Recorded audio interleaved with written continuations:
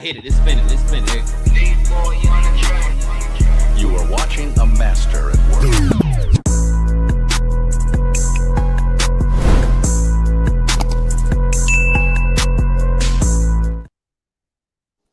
Yo, man, we back with another episode of the E-Lab podcast, man. I was just telling the guys, bro, hey, man, it feel like it's been a long time since we've been working, man, but we got here right on time. Oh, I got this. I just thought about this. 2 Canadians winning right now. 2 Canadians winning. I got to let Mitch, my light-skinned hero right here, man. Talk to me about this Drake album first, Mitch. How you feel about this Drake album, dog? Hey, man. Pick a side, man. If you was on that side before, stay over there, dog. That's all I got to say. I've been telling y'all, man. No, I ain't saying you. I'm just saying people in general pick a side because there's people that was hating on the boy before, and now they're like, oh, he back. You know what I'm saying? They try to get on Iceman side. It's personal for me because, you know, in one of the songs, he got the October gang, you know what I'm saying? And I'm part of the OVO. Me ain't got the same birthday, so you know what I'm saying? It's OVO all day. You know what I'm saying? But oh my God. It was cool. It was cool though. It was cool. All the albums, I can't say all that, but you know, if you like different types of music, there's something there for you. So and hey, so we talking basketball. Let some of y'all boys know.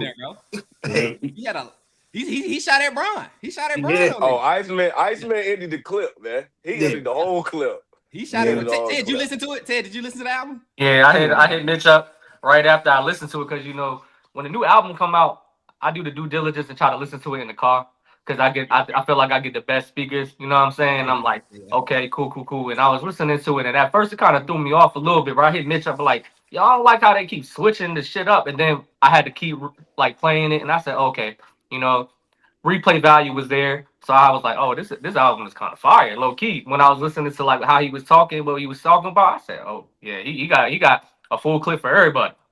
Yeah, he shot at everybody. People was hating on the future track. I thought the future track was fire. A lot of people was hating on it. I was telling Mitch, I said like that shit. Me too. I didn't like the 21 hook, but I liked everything that Drake was talking about. During that song. Is that the one where he was saying, you know what I'm saying? You know what I'm saying? He's on the table and all that stuff like that. I ain't talking about him. I didn't like how Drake was saying, you know what I'm saying. It felt like that was in the other song. That was in the song. Okay. Go ahead, Ray. What you gonna say? I'm gonna just say this old passive aggressive ass nigga, man. That was some real light skin shit. This nigga waited 2 years to state everything. Nobody want to hear that bullshit.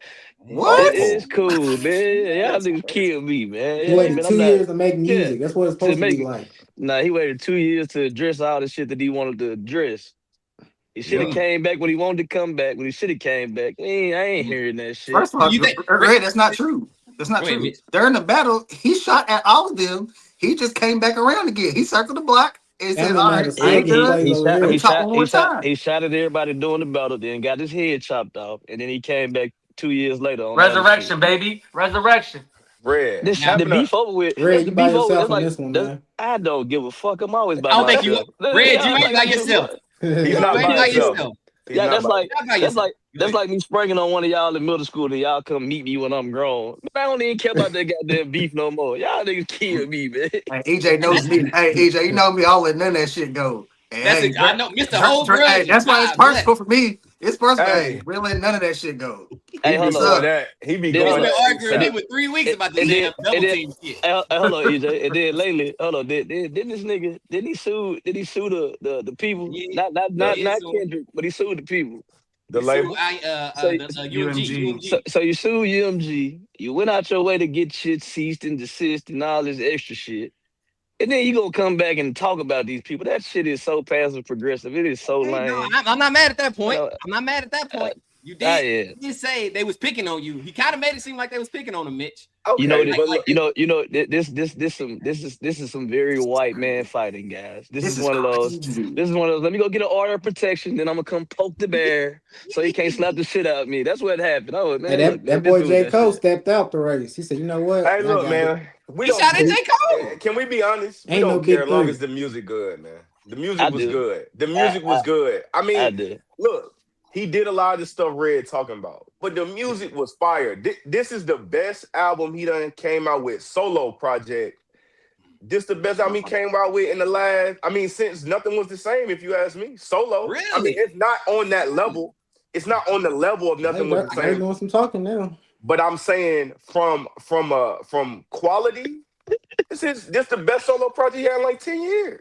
But I'd rather listen to Ricky Martin. If you he's hating now. He's hating now. When I put it on, I'm not hating. I'm not a Drake fan. I put it on, I didn't skip because he was really saying stuff that made you pay attention to the lyrics. You could tell, even though he did double back on people, he took his time to really get this shit out, bro. He was talking. I mean, he was talking shit the whole album, and I mean, it was good rap. It was good rap. That's how it is. What y'all saying is, Red, let me ask the question. Would you be mad if Kendrick Lamar goes back and disses him again based off of this album? I just want to make sure that we all on the same page because you keep doing all this sneak this and I just you said it was bullying. Sneak about that. I'm gonna say this real quick. You don't think it's sneaky? I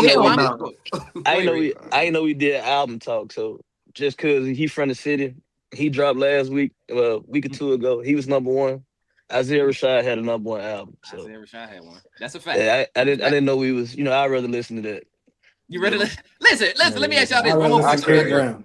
What y'all rating Drake album? What y'all rate it? What y'all rate the album, man? Shit. I give it like hold on, just the Iceman. Just Iceman, because the other two I've only listened to 7.5, 8. Yeah, it's about 8.5, 9 for me. 8.5. I gave it like a 6, man. I gave it like a 6. I'm with you, EJ.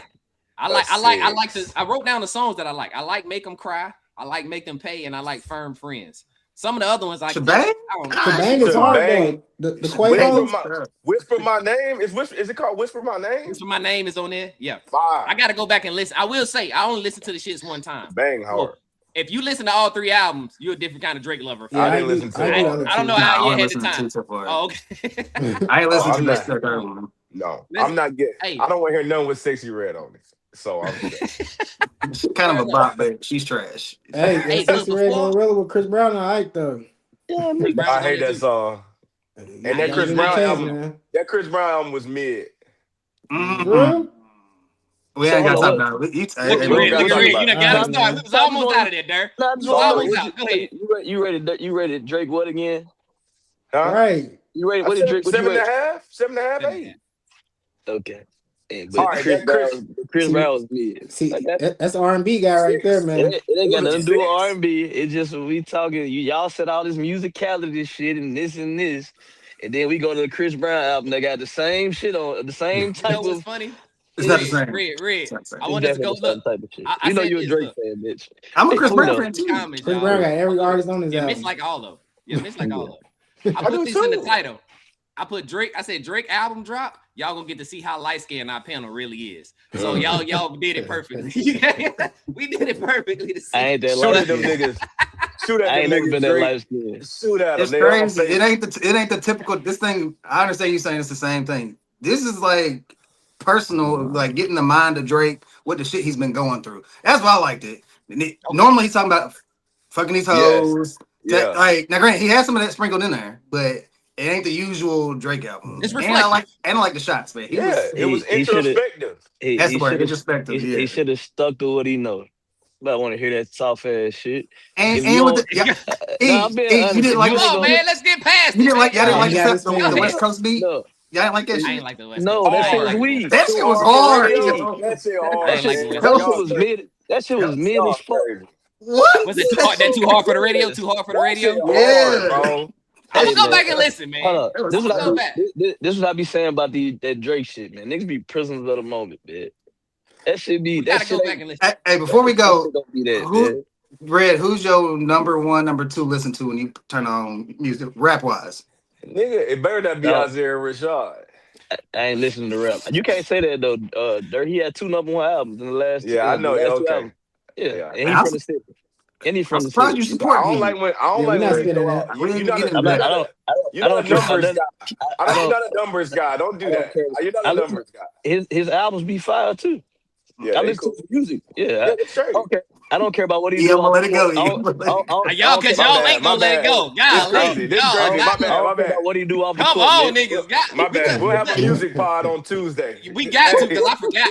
Again, y'all get to see how Hey, light we skinned my just panel can't is. That's have all I Drake want to and say. My Isaiah bad. My bad, Rashad in the Red. same convo. My now. bad. That's fine, Zell. You still add more to it, Zell. We Let's go. Let's move I didn't say past they was in the same combo. It's I just want okay. to say I didn't say they was in the same That's my combo. bad. I shouldn't have shot at him. My bad. It's all right. Look. Let me say That's this cool. before What we you- get into the NBA. You a Lil Red, Nas say what fan, you nigga. say so we go. Go ahead, Golly. nigga. Drake got the Lil Nas Golly. post on his wall over there. Good Nas X posters over there. But All right. I want to say this about the ones.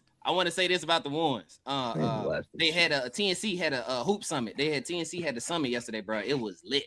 I only got to see Bijan versus Day. Bijan was hooping, bro. Bijan one of the best scorers on the scene, in my opinion. I don't know if I ain't saying he a top 5 player, but scoring wise, he can go get a bucket with the best of them, bro. I want to say this about Reese. Reese played Cam. Reese got to start winning some games. They trying to push him. Reese is they trying to push him. He can hoop. He nice. He done lost to Lat. He done lost to Keon, and now he losing to Cam. The only person I done seen him beat was Day. I'm pretty sure he got other wins, but I'm talking about as far as prominent names, bro. He got a gotta nice go out there and game beat too. He somebody. just can't never. He got a just nice can't never game, close bro. it. Yeah, bro. He gonna enter the LP conversation. Well, we got to see you beat somebody of substance before you can get into this, top 10 category, bro. Because those people you lost to are all back in top 10, like 8, 9, 10 guys. So, but anyway, man, that was a fire event. I'm gonna go watch Moon and Keon before I actually talk about it. But I was happy to see that Keon won because that's a big win for him to beat Moon. Moon coming off he just beat Enu, he just beat Dang, he played some really good games. So for Keon to come in and beat Moon right now was kind of crazy. It was really crazy. It ain't no slight to Moon though. Moon. Oh no. Moon can never be slighted, bro. Yeah, He don't duck no smoke. Moon don't duck no smoke, bro. He bound to lose. What you about to say, B? Did you see the Steven Jackson and LP thing? Yeah, that was Did you like shit. Yeah. Did you like? I hated how Steven Jackson handled that was lame of him. Yeah, that was lame of him. Steven Jackson was a sucker, man. Like I said, I think I said this to Ted. For you to tell somebody don't go to the combine and you gave them their word and you supposed to be a man of integrity and this, that, and the third. Also, you the same nigga that believe in codes and morals because when you go different places, you go check in with gang leaders and shit like that. That show you a whole ass nigga. Because if you can't stand on your word and you took an opportunity from a young man that was trying to make his career possible, it's lame as hell. Because if you wasn't going to pick him, you could have said, hey, I'm not going to pick you, but you should go to the combine. And I understand what he said about, I picked the best person, the best person that was up first. I do get that. Yeah, because he's an former NBA player, whatever. But I could have still put you in I could have still put you to the combine. I mean, for the big three, draw McCray. This is for the big three, though, y'all. This is the big three. That's why I started laughing. I know Jordan McCray used to be a bucket. I get it. It's big three. Okay, but at the same time, bro, you can keep your word if it's Jordan McCray. No disrespect. The Tennessee boy? Nah. Yeah. I think he did go to Tennessee, Mitch. He went to Tennessee, but you can't say that though. You can't say that though, Dirty, because you judge Jordan McCray based off of NBA talent he played against. But I'm saying, like, if you going him and Moon, Jordan McCray like 6'6", 6'7". I mean, not Moon, LP. He like 6'6", 6'7". It's the NBA play. That's what he chose. You're going to pick the NBA player. And he got more tape on Jordan McCray than LP. I'm fine with that if you didn't tell the man you was gonna take him. I don't think that Jordan McCray being on the board after you gave the man your word. I mean, I seen them came late though. I seen them trilogy teams Steven Jackson been having. He could have LP on there. I mean, yeah. I agree with you. If you picked up Hezzy guy, you should have definitely picked up. I think LP shouldn't have trusted him though either. For real. That's what I'm talking about. Hezzy guy. You said the rebuttals was corny, bro. What you say, Zell? Zell said. I'm saying just LP trusting Steven Jackson. Like as a grown man, you just having trust in another person is like you put too much into him, thinking that he's gonna hold your spot. I get Steven Jackson was wrong 100%. Yes, he was wrong, but at the same time, he really thought Steven Jackson was gonna get him through the door. And I watched the Big Three. I'm a big fan of it. Steven Jackson that got most of those one-on-one guys in there. Like he got Frank Nitty. Frank got Frank too. He got Frank too. Frank was the first one. Then he got Hezzy. Then he got Nas. So he's been the way for most of these YouTube guys and all that. And this one time he showed a chink in his arm. And I think the rebuttal was corny, bro. Yeah. So like I get what everybody's talking in regards of a business standpoint, but the bottom line is you said, like, even after you made the decision, right? You say, hey, AE, I got a spot for you, man. All you gotta do is get healthy, get right. I got you no matter what the circumstances. And E busting his ass, taking time away from his family, all that shit, and wants this opportunity. And then after you was in the text message saying it just wasn't in our best interest in the business move, right? And then you was like, yeah, because I'm glad that you showed your true colors. I was like, what? You deflected? And then he was like, yeah, you probably could have even guarded a pick and roll. I said, bro, this man was in the G League. This man was playing at high levels overseas. This man is a bucket. He is really good in the 5v5 and 3v3 settings. And you're saying that he can't even guard a pick and roll. Now you just reaching. Like, I think that he diluted his argument by doing a lot of shit that he blaming LP for. And you gotta understand, bro, this dude is a 50-year-old dude that was on air saying he's better player than Ginobili and Tony Parker. Like, this shit is delusion. Shit is delusion. I've never been a fan of him. You 50 years old checking in the O block with 20-year-olds. Like, I hate that about you, dog. Like, that's some coward lame shit, bro. Yeah.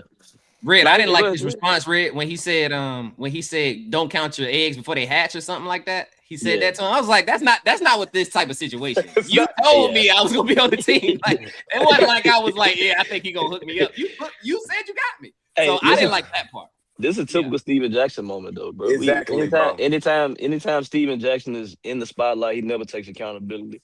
Steven Jackson is the version of a grown-ass kid. I'm one of them people that try to give Stack a lot of passes because I used to fuck with it, what he did with the Pacers and shit. But it get to a point, bro, where you see, it just ain't it, bro. Like he as a man, bro, he lacks so much integrity and he's very childish, especially like in shit like this.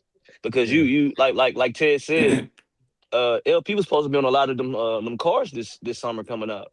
He had it was big games that he was supposed to be a part of, and he you remember when they made that video when they said he was going overseas. He took a lot of he turned on a lot of money to come play in the Big Three.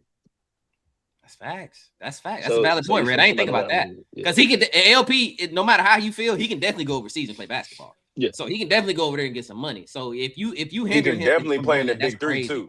And you were just crying on the Reggie Miller interview saying that you just needed a fair chance after you made a mistake and all this stuff like that. You wanted an equal playing field. Now shit crazy. Now you telling him it's a part of the game and don't count your eggs for a hat. Shut your ass up. Shut the fuck up.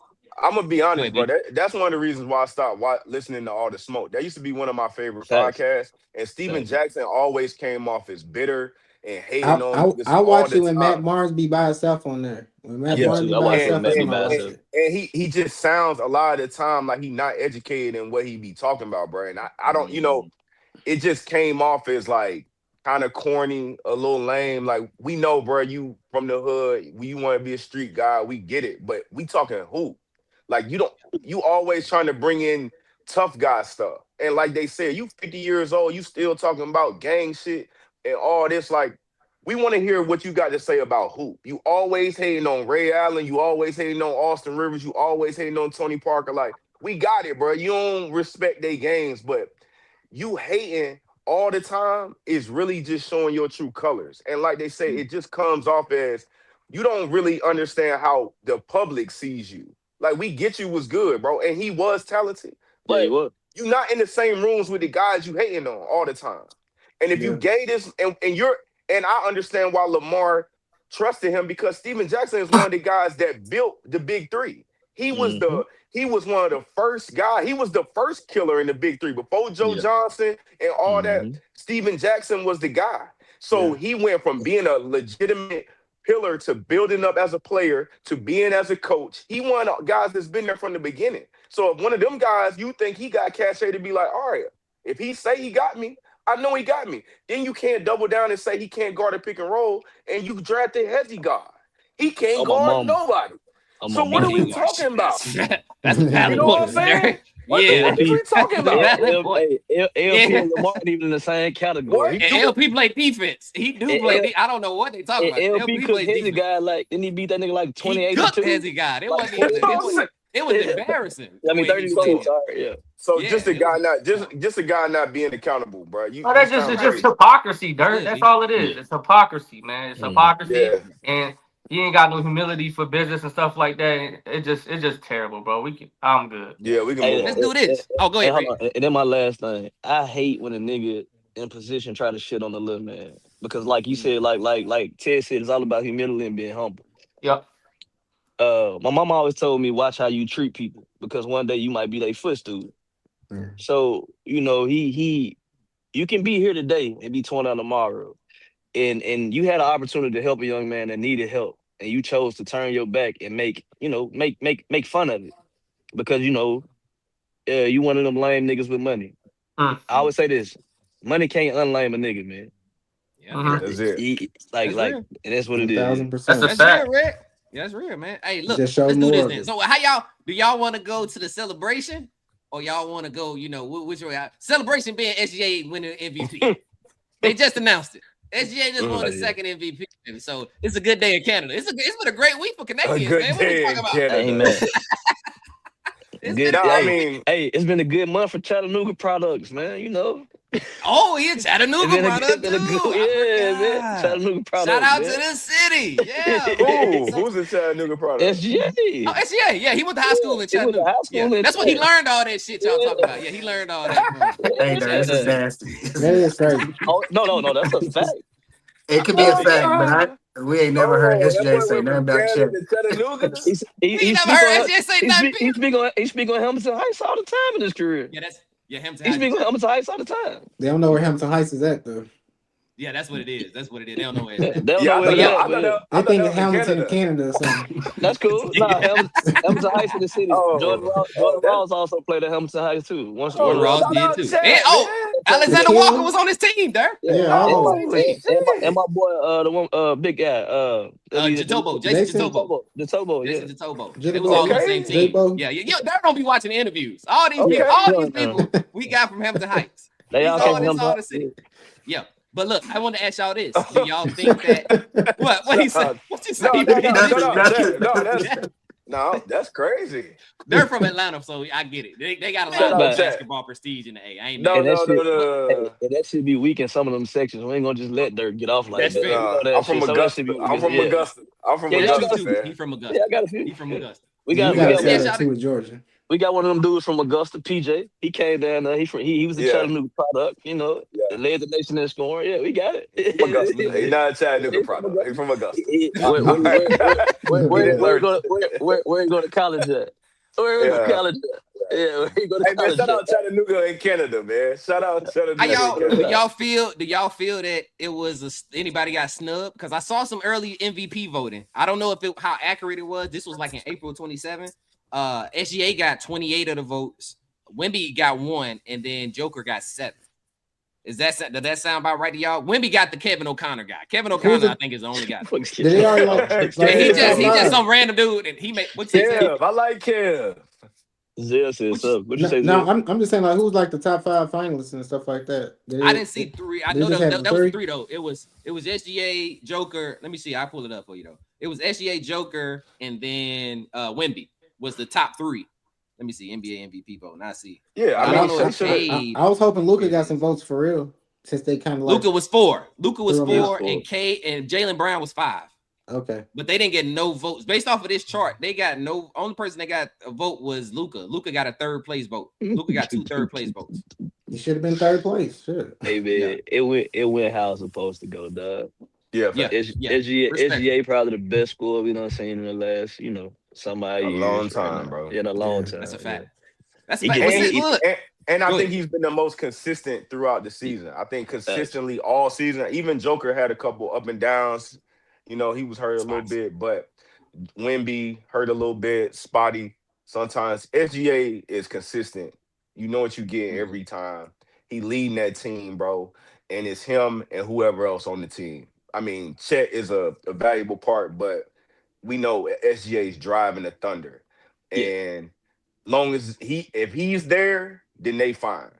That's a true Hey. MVP. That's the easiest 30 I've ever seen too, by the way. I'm just Easy. I mean, you can put 30 on the stat sheet every time. It did what it did. Close to it. Before the game start, put 30 in the scoreboard. Yeah, just put 30. that's it. shout out to him. What you about to say, Zell? Nah, I had a feeling they was gonna announce this right before the Western Conference Finals, because now Yeah, they're yeah, going back to that old school style where yeah, they announce it on the court. So Wemby yeah, gonna be just over there watching them, and I'm just yeah, like, that's yeah, just more fuel. He's still gonna be looking at Chet too. He said, Chet, I ain't forgot yeah. about you either. But he's like, I want That's the fact. MVP award too. So yeah, Mm-hmm. he's gonna make That's the exactly. series even more better. That's a fact. Honestly, I'm glad you brought that up because that's exactly what I was thinking. Because I was sitting yeah, here like, bro, when are they gonna announce it for the MVP? Like they don't normally announce it this late in the season. It's usually like second round of the Yeah. playoffs, but I guess they yeah, waited. Just like you said, I I think they like it like waited this. to try to get some fuel to the fire for sure. I like yeah. it For like sure. this because it's gonna Yeah. definitely turn Wemby up. And I said this. Well, we can wait till we get to that part. But Okay. I did say if Wemby healthy, I think they're the only team that can beat them in, and I got to win in that 6. Let's go there then. Let's go. Hold on. Do y'all want to talk the Spurs dominating T Wolves first? We We I can can talk do do. about it. that series. Yeah, we I can Yeah, do do. it. Let's go there. yeah. Let's go there first, and then we can talk about. Let's do OKC versus Spurs. Who y'all got? So Spurs dominate the Wolves, man. I said that y'all saw me. I don't know if y'all saw my video. I said it. Look, bro. The game went 6. It was 6-game series, but this couldn't have been a sweep. No other. This was a sweep in my minds. If you watch this shit, they wasn't even close. It didn't feel like the T Wolves had a chance at any point in this series. At no point that I think that they were gonna win, except when Wemby got elbowed Nas, and I said, Yeah, well, okay, if he don't play in that game 5, then it's gonna be trouble. But yeah, otherwise, when Wemby was on the court, bro, total I, domination, man. Total I, I, domination. I disagree, man. They won 2. What's up? I thought they was gonna win. I thought they just needed one player to step up. I thought Jaden McDaniels was gonna tap back in what he did, but it just showed how good Wemby is defensively because he changed the whole course of the offense, and it shows how teams with no shooting he exposes them. And I Mm, think we seen the importance of Dante DiVincenzo for the Timberwolves. I think if yeah. and I said this to you, I believe if Bones Highland, because he can shoot the ball, if he would have came out and played like he didn't know he was gonna sit his ass down, they might have had a chance. So I feel like they played too many guys that was only rack heavy and they couldn't shoot. So I think it was a lot to do with coaching as well. But Mm-hmm. hey, man, all in all, the Spurs look like a well-oiled machine. No cap. It was crazy. yeah. Yeah. Spurs Mitch, getting to it. I know Mitch watched it. How you felt about it, Mitch?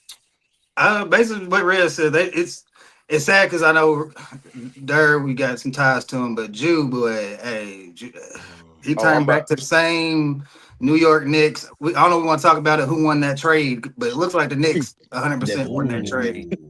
It just him not being able to shoot like okay consistently hurts because the way he bully ball, you can't bully like you might be able to bully Wemby for a play, but consistently through the whole game, you're not gonna be able to because eventually they're gonna start calling because you touch Wemby, like he's gonna fall, he's gonna call out for his foul eventually, so you're gonna get in foul trouble. So, but Spurs, man, they're well over a machine, and with Wemby out there, he can deter. Now, granted, if you get Wemby in foul trouble somehow, they look way different. That's what I'm saying. Yeah, Like it looks kind of spooky when he's off the floor and they ain't got the good him being the rim protector. So, and they did all this with some of their players. Their people like Champagne. He didn't have like a great series. Like he kind of was struggling a little bit. So they blew them out without like a lot of players playing really good. So and shout out to your boy Harper. Hey man, he was doing his thing, but you know what I'm saying Cook, but he having that. I have this. Me and EJ have this war about him and Fox, but having that type of player coming off the bench is amazing. So in this series, you can see Harper and my cousin AJ Mitchell. That's a battle right there because we've been talking about AJ Mitchell coming off the bench and killing, and Dylan Harper. One thing he's gonna do, he's gonna get to that rack, and he finishes around the hoop very efficiently. So 62%, Mitch. like 62%. it's so crazy how they like he don't shoot, but he still can get to the and they can't stop him. Like it's crazy. But shout out to the Spurs, man. I also said the Spurs got a chance, especially with J Dub if he's not playing, can beat the Thunder. So it should be a All good right. series. No, we're gonna talk about it. Yeah, no, we're gonna get into Uh, it. We're gonna dive into it. What's up, BB? uh, You got something? Hell yeah. This is exactly what I was telling them damn T Wolves fans from the jump. This is why I did not want the Timberwolves in the next round, and they did all of this, and the Spurs whoop their ass. And because this is the thing about them. This is what I was worried about the whole time. The thing that the Spurs did was they started sending doubles to Ant.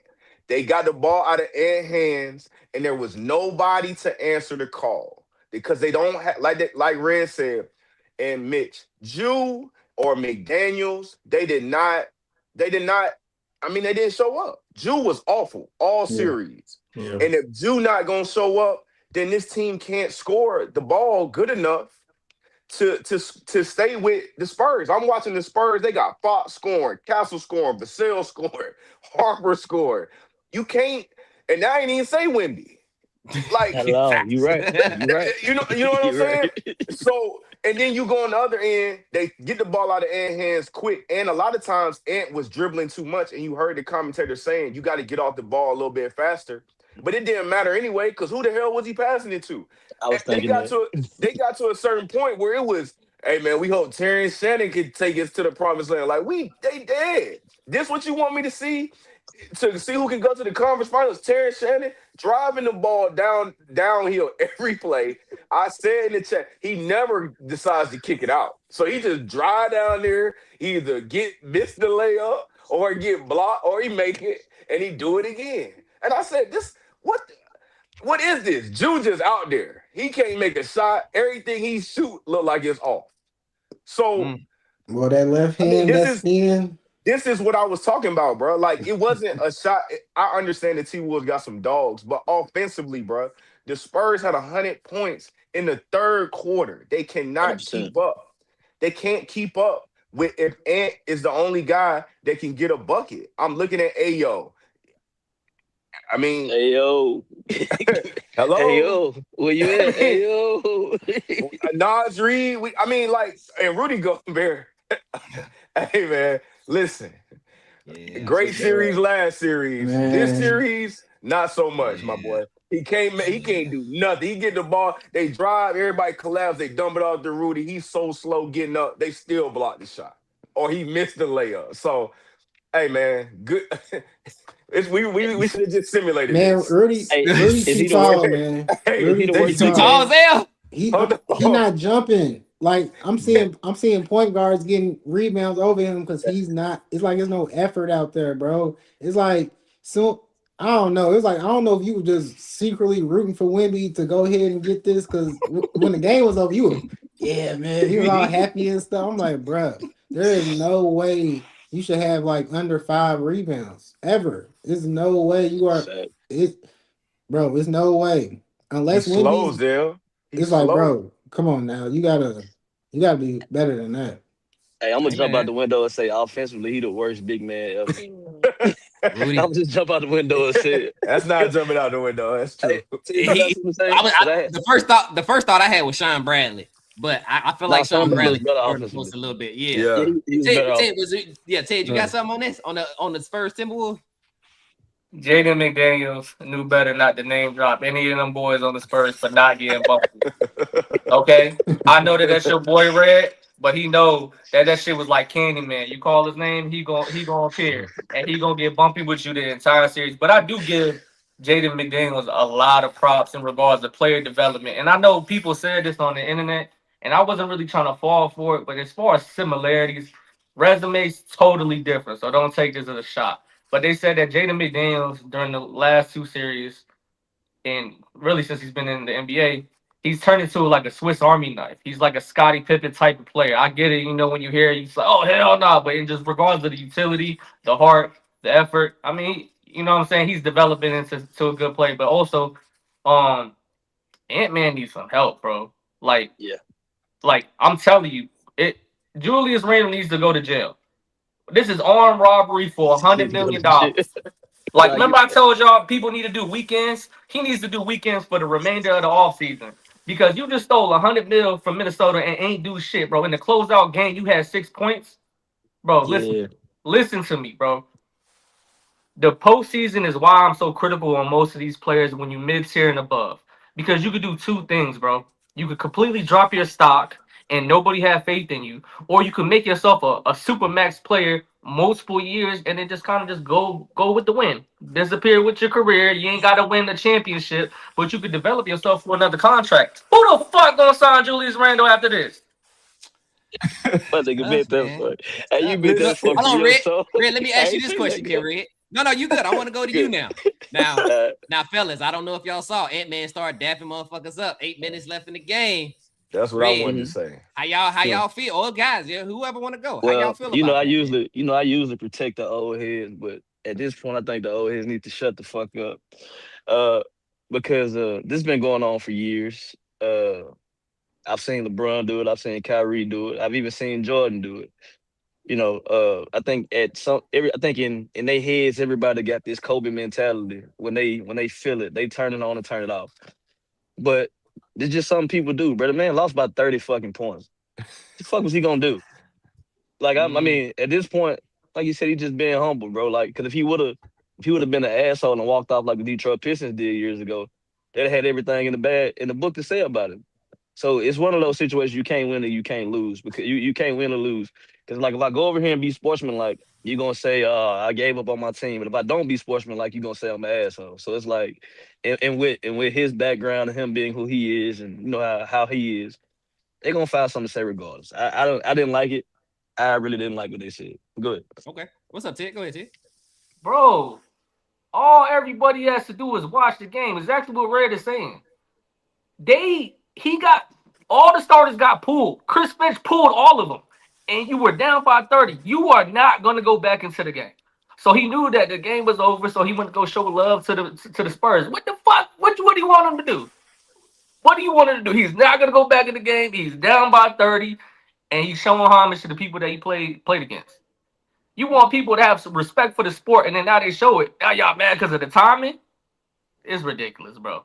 It's Hey, Mm. Dirk ridiculous. did it too. Mitch, Dirk did the same thing to Kobe too when they beat them. But go ahead, I'm listening. My fault. Mitch or Dirk? Which one? Mitch, go ahead, Mitch. I'm surprised Red said that because he supports the old school mentality. I'm with y'all. He could have did that same shit when it was triple zeros. Like that's the norm. The game's over. Then go shake their hands. Now, granted, if he did it 8 minutes, he didn't go back to the bench. He went to the locker room, ice his knees.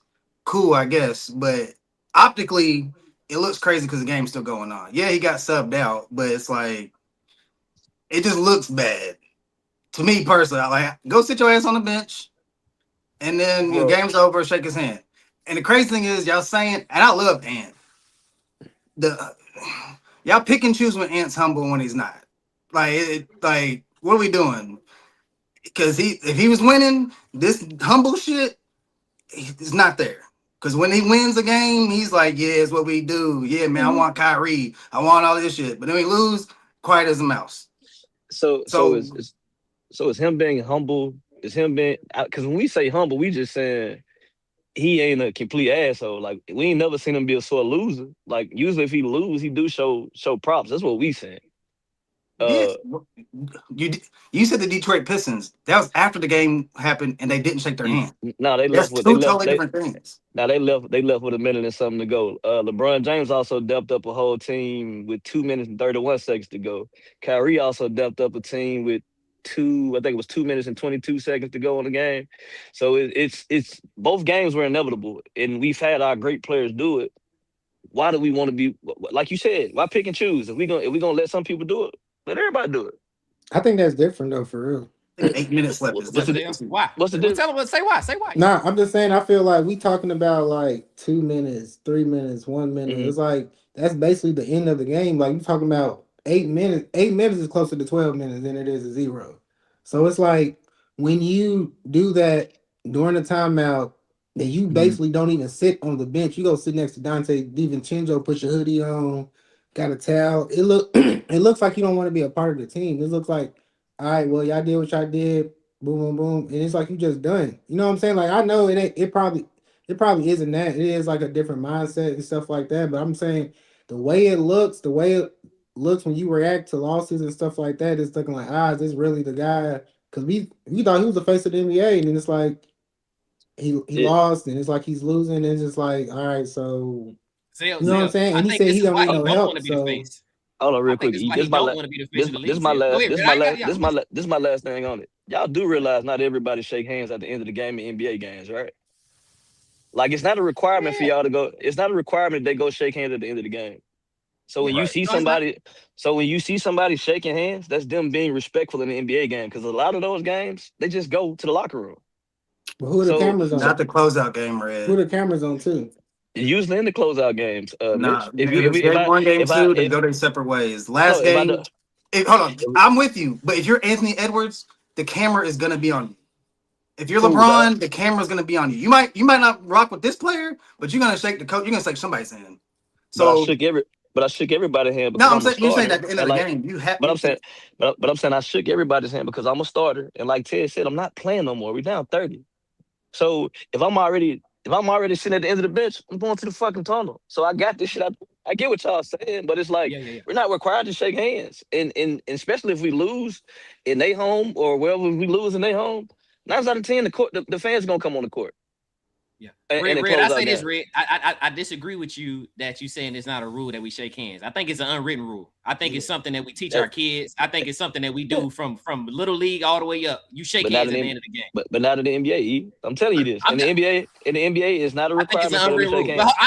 I ain't gonna argue with you. I want her to go. I'm gonna let them go. But in the NBA, the only people that go shake hands at the end of the game is the niggas that's cool with each other. Other than that, everybody else go their separate ways. Go ahead, Dirk. Oh no, I think I was fine with. I think he should have shook their hands before the series started because it was over before. I mean, when you get beat, when you get your soul took, I mean, you don't know. Pause. I mean, he probably don't know what the hell hit him. He was just like, shit, let me go shake their hands real quick. They beat the dog shit out of us. Hey, y'all, good series, and sit down. I mean. You know, I think he could have waited to the end of the game, but like Red said, he probably was already, you know, they took him out. He right over there by the bench. Yo, hey man, good series. I'm about to go sit over here at the last seat on the bench. And whatever. I might leave. I might just go to the locker room. Like I don't even know. He might only sat on that bench about one more minute. He like, man, I'm about to go over to the crib. It's over. That's what. Let me read these comments, B. Hey, hold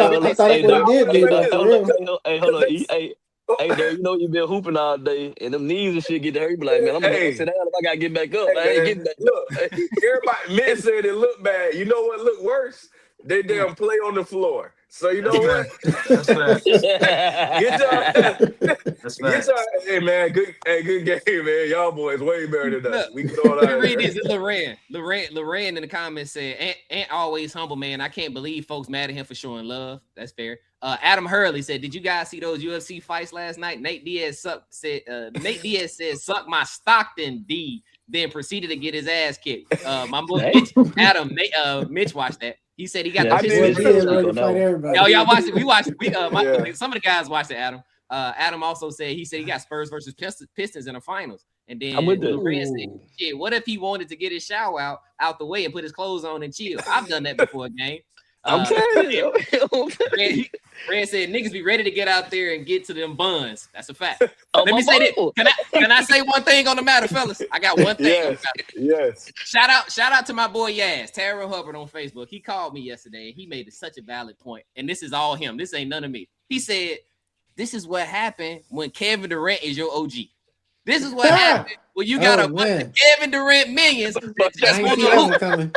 This the kind of shit you get when your big homie just say, I just want to hoop and I don't want to win. I said, damn, boy, that was some philosophical Beasley type shit.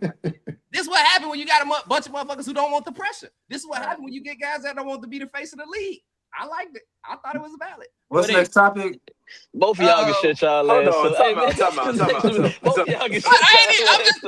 It wasn't me. I didn't say this, guys. Let's be clear. Who you said it was again, E? My boy Yaz, man. Yeah, Yaz, you can go to hell too. Go ahead, Dirk. Let's be clear. Ant was not the reason they lost this series. If anybody need to be shaking some hands and shooting some shots or something after the game, it's Jew and Jade. And Rudy Gobert scored 0 points. So man, come on, man. Hey, go ahead. I was gonna say, should AntMan leave? Is it time for him to leave Minnesota? I think you made a good statement on your post. You said some help. Yeah, no. He said EJ said he feel like AntMan is the modern day Kevin Durant. I mean not Kevin Durant, Kevin Garnett. Kevin Garnett. KG. He entered He said that KG part of his career. he said because he's wasting like a lot of his great years in Minnesota, and they're not getting him anybody. So I mean, I don't think he said shit wrong. I would probably force my hand too. If you don't get me nothing this offseason, Yeah, he I'll got probably try to get the fuck out of there. Yeah, Yeah, but the thing is, man, he started his career was I think he came into the league in 2019 or 2020. I can't remember when he got drafted, but this is his 5th or 6th season. 2020. Yeah, he got to get it. 6th season But with them. His contract is up to 2028. Who you get? I mean, do people want to go to Minnesota though? He probably have to go somewhere else. Yeah, that's why I'm saying whichever way, get somebody or he leave. Whichever way, whatever work. Because I mean, what we're saying is what I think people are missing is that as we see Wemby rise to ascension and OKC become a dynasty, the Timberwolves ain't gonna win nothing. He ain't gonna win with Julius Randle. Yeah. Yeah. Not I ain't second gonna- option. I ain't gonna lie. If the Spurs win something now, shit, I don't think too many people gonna win it. I think Wemby finna make a big difference if he can stay healthy. Yeah. So but that's my point. Somebody gonna have to team up. They gonna have to team up. If you look back on last season when the Timberwolves made their run to the Western Conference Finals, Julius Randle was playing out of his mind. He did. He was playing great. So like, DiVincenzo did too. He hooped too. You gotta have other guys show up, bro. The game plan always gonna be to get the ball out of their hands. If nobody gonna make shots besides him, and you looking at, like I said, Terrence Shannon, no disrespect, but he not ready for that. So I think they need to go get him somebody else that can like legitimately score a basket. Like what Julius Randle average for the season? Good, you can go ahead though. 18, 19, something like that. And they lost by what, 30? Well, they lost by 30, right?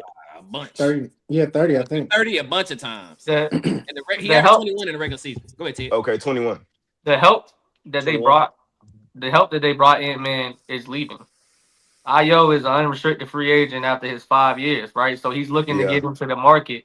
So when you looking at it, right, we're real critical on Julius Randle and company and Rudy, right? And they probably up for contract years of discussions. And then you wanted to bring help. Ayo came and he said right after the daggone game, he said, "Hey, yeah, I'm excited about testing the free agency water." So his intentions was to never stay there. So the help that you brought him there is leaving. So why are you gonna stay? What loyalty do you have with Minnesota if they're not giving you the right tools in order to succeed? And I get it with you being the number one option. It's critical.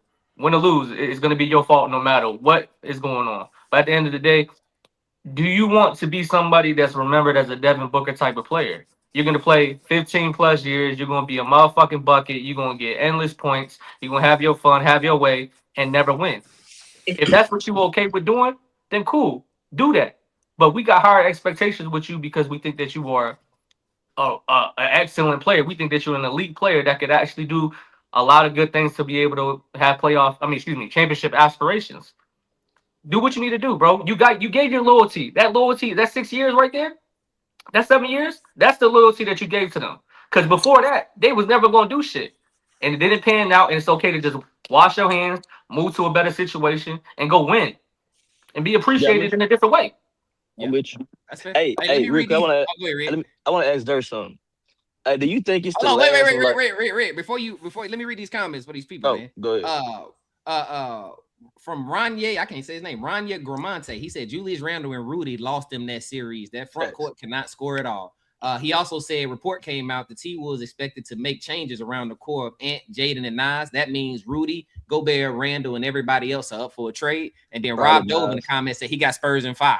We're gonna get to that, Rob. We're gonna get there. Go ahead, Ray. My bad. No, my question was I think a lot of these players are like grew up in that like Kobe them era, you know what I'm saying? So I think a lot of these guys be trying to have loyalty to teams. They don't really have loyalty to them. And I think what they missed was the Lakers organization had a lot of loyalty to Kobe. So they kind of did what they needed to do to put pieces around him. Yeah. I don't think that we're in those positions where a guard himself can be like, I'm not gonna say like a guard, but I mean like he need a bigger team. Like I don't think you're gonna see that one man carried him over the hump type shit no more. Like, and I'm saying that based off of how the Timberwolves are built. They kind of look like, I'm not gonna say they kind of like the Smush Parker them team that made it to the playoffs. If that makes sense. So it's like you got one. Yeah, you got one of them. You got one guy that's carrying the whole team, and it don't work that way. You're gonna need to go get like he said, a Fisher score, a Paul Gasol, or somebody like that can that Yeah. can help you get over the hump. And I think I think it's too many people stuck in like one man situations. Like he said, Devin Booker, AntMan, shit, your guy Trey Young, niggas like that. Like it ain't. Donovan Mitchell for a while. It was Donovan Mitchell for a while with the Jazz. Yes, Donovan Mitchell. I just think you can't do it as a one man, show no more. Yeah, one man show. You gotta have a collective. Yeah.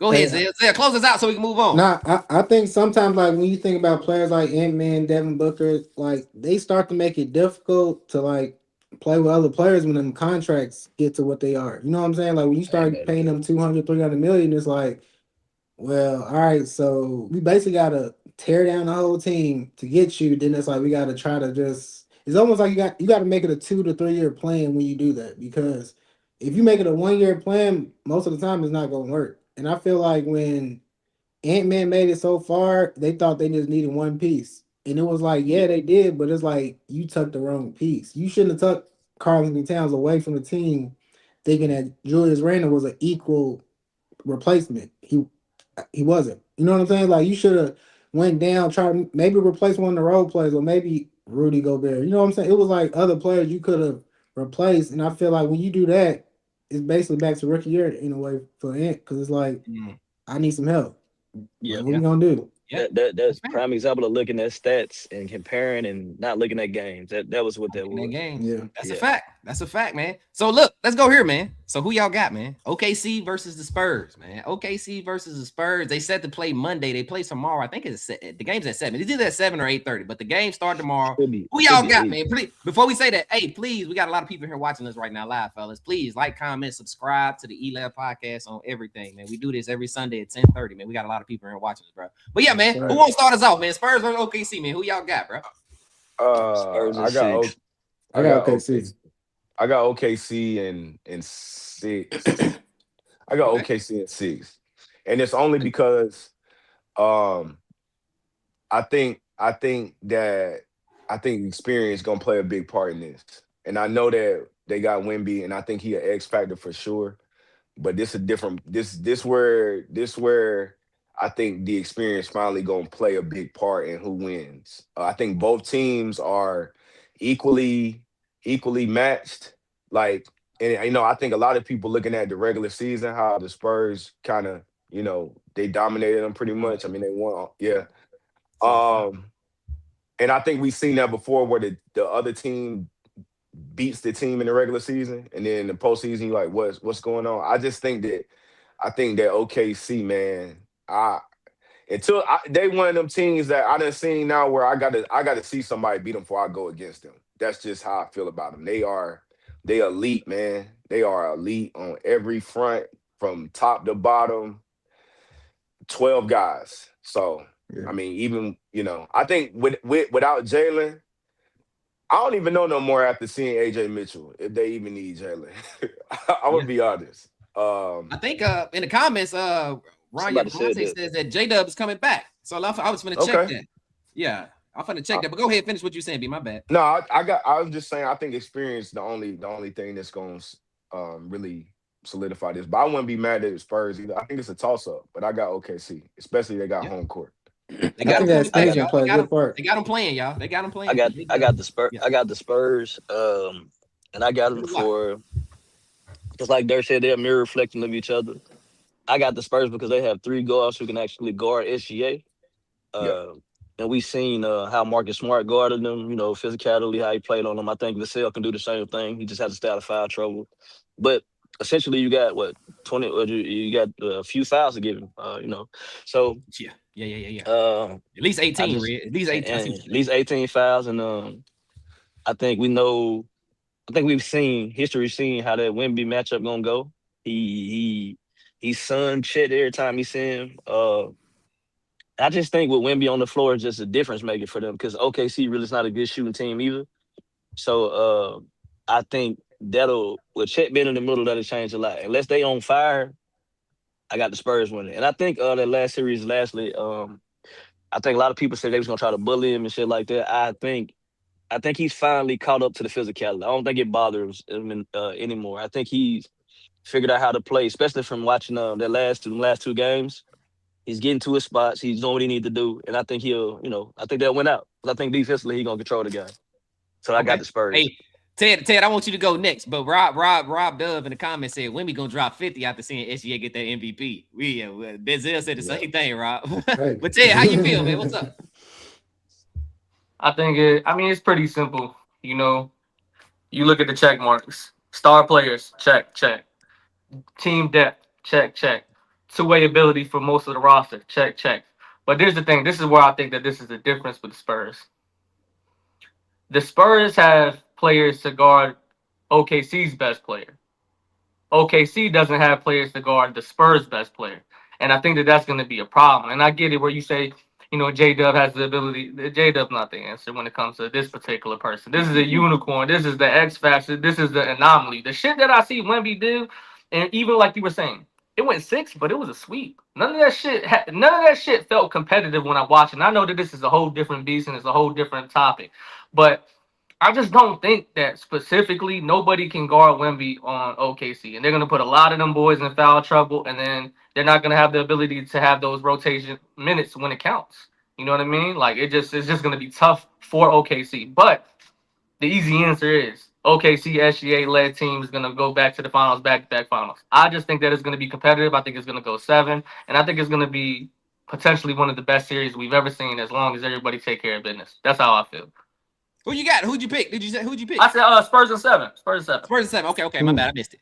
All right, Mitch, you got something? Mitch or Zell, whichever one. Yeah. Ahead, Mitch. I like everything what y'all been saying. I think Hardenstein, the double big lineup for OKC, I'm interested to see how that's going to work because the Spurs got Wemby, and then the height it goes from 7'5" to like 6'5", like 6'4". Like they don't have like that. Harrison Barnes is their player, but he don't play. So I'm interested to see that because the thing about the Timberwolves, Rudy Gobert can't pass. Like that shit's a wrap. So the thing about the Thunder, Hardenstein can pass and Chet can pass. And if they don't play both of them, the Timberwolves had success when Rudy Gobert was out of the game and they put space the floor out, let the motherfuckers shoot. So Wemby, and they were putting Wemby in the corner, so he couldn't affect the lane. So that's an interesting. I don't know if they're going to still do that same thing or not. It's going to be interesting to see. I don't think I hear y'all saying Wemby getting 50. Like the thing about the Spurs, for the Spurs to he don't have to get 30. He can get 20 and they're still good. That's the thing. Like I know MVP wise, like, oh man, he don't average a lot, but I think one of the games he had like 12 points and they won. Like his defense, we say doesn't matter, but it's that impressive. Like on the defensive end, that he like him holding the other team is like him getting 30 in my eyes. Now, granted, OKC's a different ball game. They're not the Timberwolves because as much as we say let the non-shooter shoot, somehow they be hitting. Dort be hitting threes sometimes, and Caruso be hitting. Like, damn, bro. It's like, no, we do everything right. These motherfuckers still hit these threes. It's like, so it just depends, man. Like I got the Spurs. I want the Spurs to win, but it's gonna be tough. I got Spurs in 6. Mad at it. Spurs 6. Let me read this comment before I let you go, Zell. Rania Gramante. I gotta say your name right, Rania. Rania Gramante said Fox probably has a hard time in this series. He wasn't his best versus the Wolves either. We'll see, man. We'll see. And King said, "Go have a hard time." What up, King? I don't think Fox really going. I don't think we need him to, like. I don't think he's necessary to score because what you don't get from him offensively, you get from Ron Harper Jr. Not Ron Harper Jr. Dylan Harper. I got you. You threw me out too. Yeah, my fault. Yeah. But yeah, I'm the old nigga with the names. But he gonna score too though. So I think he's gonna get there effectively. I just think you need. I think I said this to you. You just need Fox to be a game manager. You kind of just need him at this point to manage the game, put people in the right spots, and get the ball to Wemby when you need him to. As far as the scoring, that shit gonna come off the bench, and I don't know. I just like it because the thing that SGA does best is getting down here, keep people using their speed against him. I think you can match that with Vassell. Not Vassell. With Vassell. What's the other dude? Castle. I'm saying, but you got Castle, you got Vassell, and you have Fox, Fox, Dylan and you Harper got too. and you got Yeah, Dylan all Harper. four of them. So that's what I'm saying. You got 4 guys that can actually match that. The only one that's going to struggle, like you said, would be Fox because he's going to play pace against speed. When you play pace against speed, if I get you going and I stop on the dime, which SGA does well, your speed, you can't control your momentum. But everybody else, I think they can play him solid enough to keep him. I think he'll have a hard time struggling scoring this series. Probably about 2022. That's All right, and that's SGA? yeah. SGA. I think He I'm just saying did. this Hold on, game. y'all. Wait. Let Zell talk about what he was about to say. Do you got something on this, Zell? No, will. I got with based I heard Wemby say something about the whole experience thing. It don't matter. And watching the Spurs, I'm starting to believe that like this with the Spurs experience really it don't matter. But I'ma still say experience will basically get this series because I think OKC they just different when it comes to the playoffs. The regular season, we know regular season playoffs is two different things.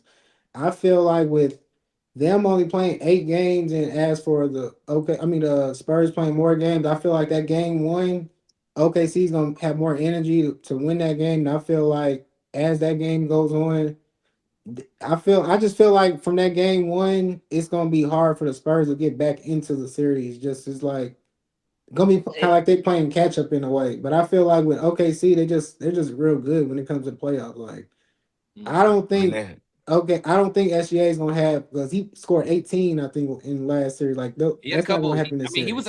So that's why when Red said 22, he was kind of at 22 up until that last game for real. He was And at but that's the thing though. If you can do that, it's like all right. Well, AJ Mitchell, we're gonna just pass up. You know what I'm saying? Like he got other options to get those points from because AJ Mitchell had 28 the last game, right? If I'm not 28 the last game. So it's like I know you're not gonna do that on a consistent basis. I know that, but at the end of the day, I don't think they can stop SGA on a consistent basis. So I want to touch on what you said, though, Zil, because you said Mitchell, right? Real quick. AJ. I think the Spurs have defenders that can guard that. Like not saying like they can. I think his water gonna get cut off. I even think that if J-Dub come back, I think J-Dub will struggle. I think the Spurs are just a way better defensive team because, like you said, he got off against the Lakers. We ain't got nobody at that spot that can guard him. That would be essentially LeBron James, man, at this point, or Rudy Hachimura. So you know what I'm saying? I just don't know, and I think the way Marcus Smart played defense against SGA, I think that's how you have to guard SGA. I think he's probably the best person I've seen guard SGA, and that's and I'm just being honest. I don't think you can ask that. I don't think you can ask that of Vassell though. Marcus Smart. You talking about Gordon?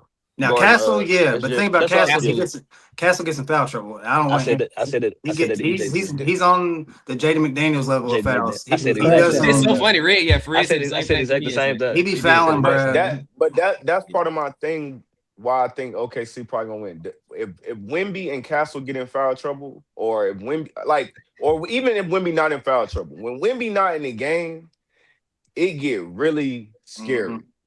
I mean, very scary. Them Luke Cornett minutes. I don't know how much they're gonna play Luke Cornett, but I mean, he gotta play a little bit.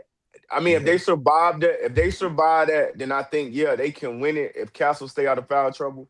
But I mean, just like we saying, the Spurs got a lot of defenders.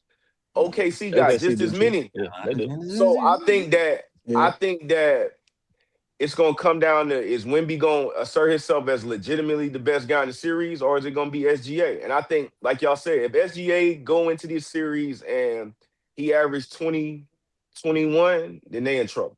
They get a little money. That's a fact. Hey, I'm gonna let you go. Let me hold on, Red. Let me read this comment. Red, Rob Doe said, if you close your eyes, Red sounds like Lou Williams with a bad mic.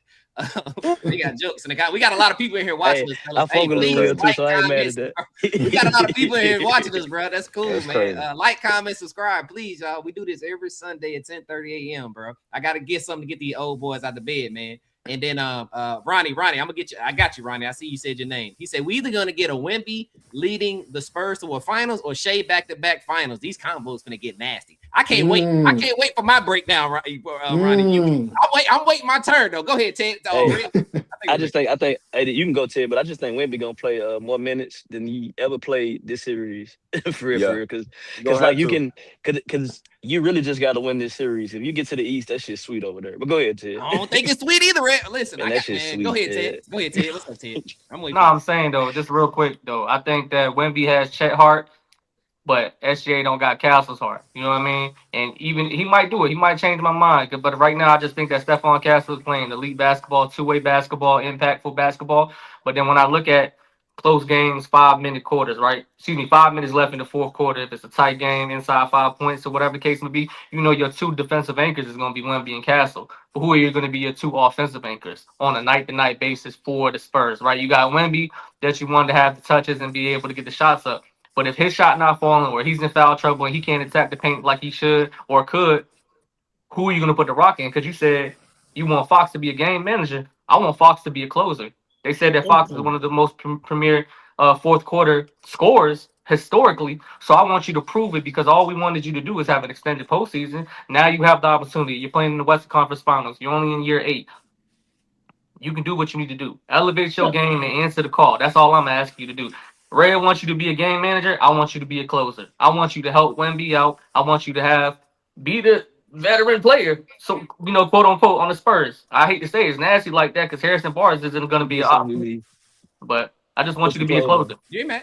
Listen, let me. Can I? Oh, go ahead, Ray. You got something to say? I was gonna say, me and Ted was saying the same thing. I think when I say manager, I think people just think I mean pass the ball and all that. But when I say manager in the fourth quarter, that means put your team in the best situation, however you got to do so. Be a point guard. That's what I mean. Yeah, just be a point guard. Yeah, so that's what I meant. Let me get it. Let me get mine in, man. I've been waiting patiently. He's gonna talk some shit.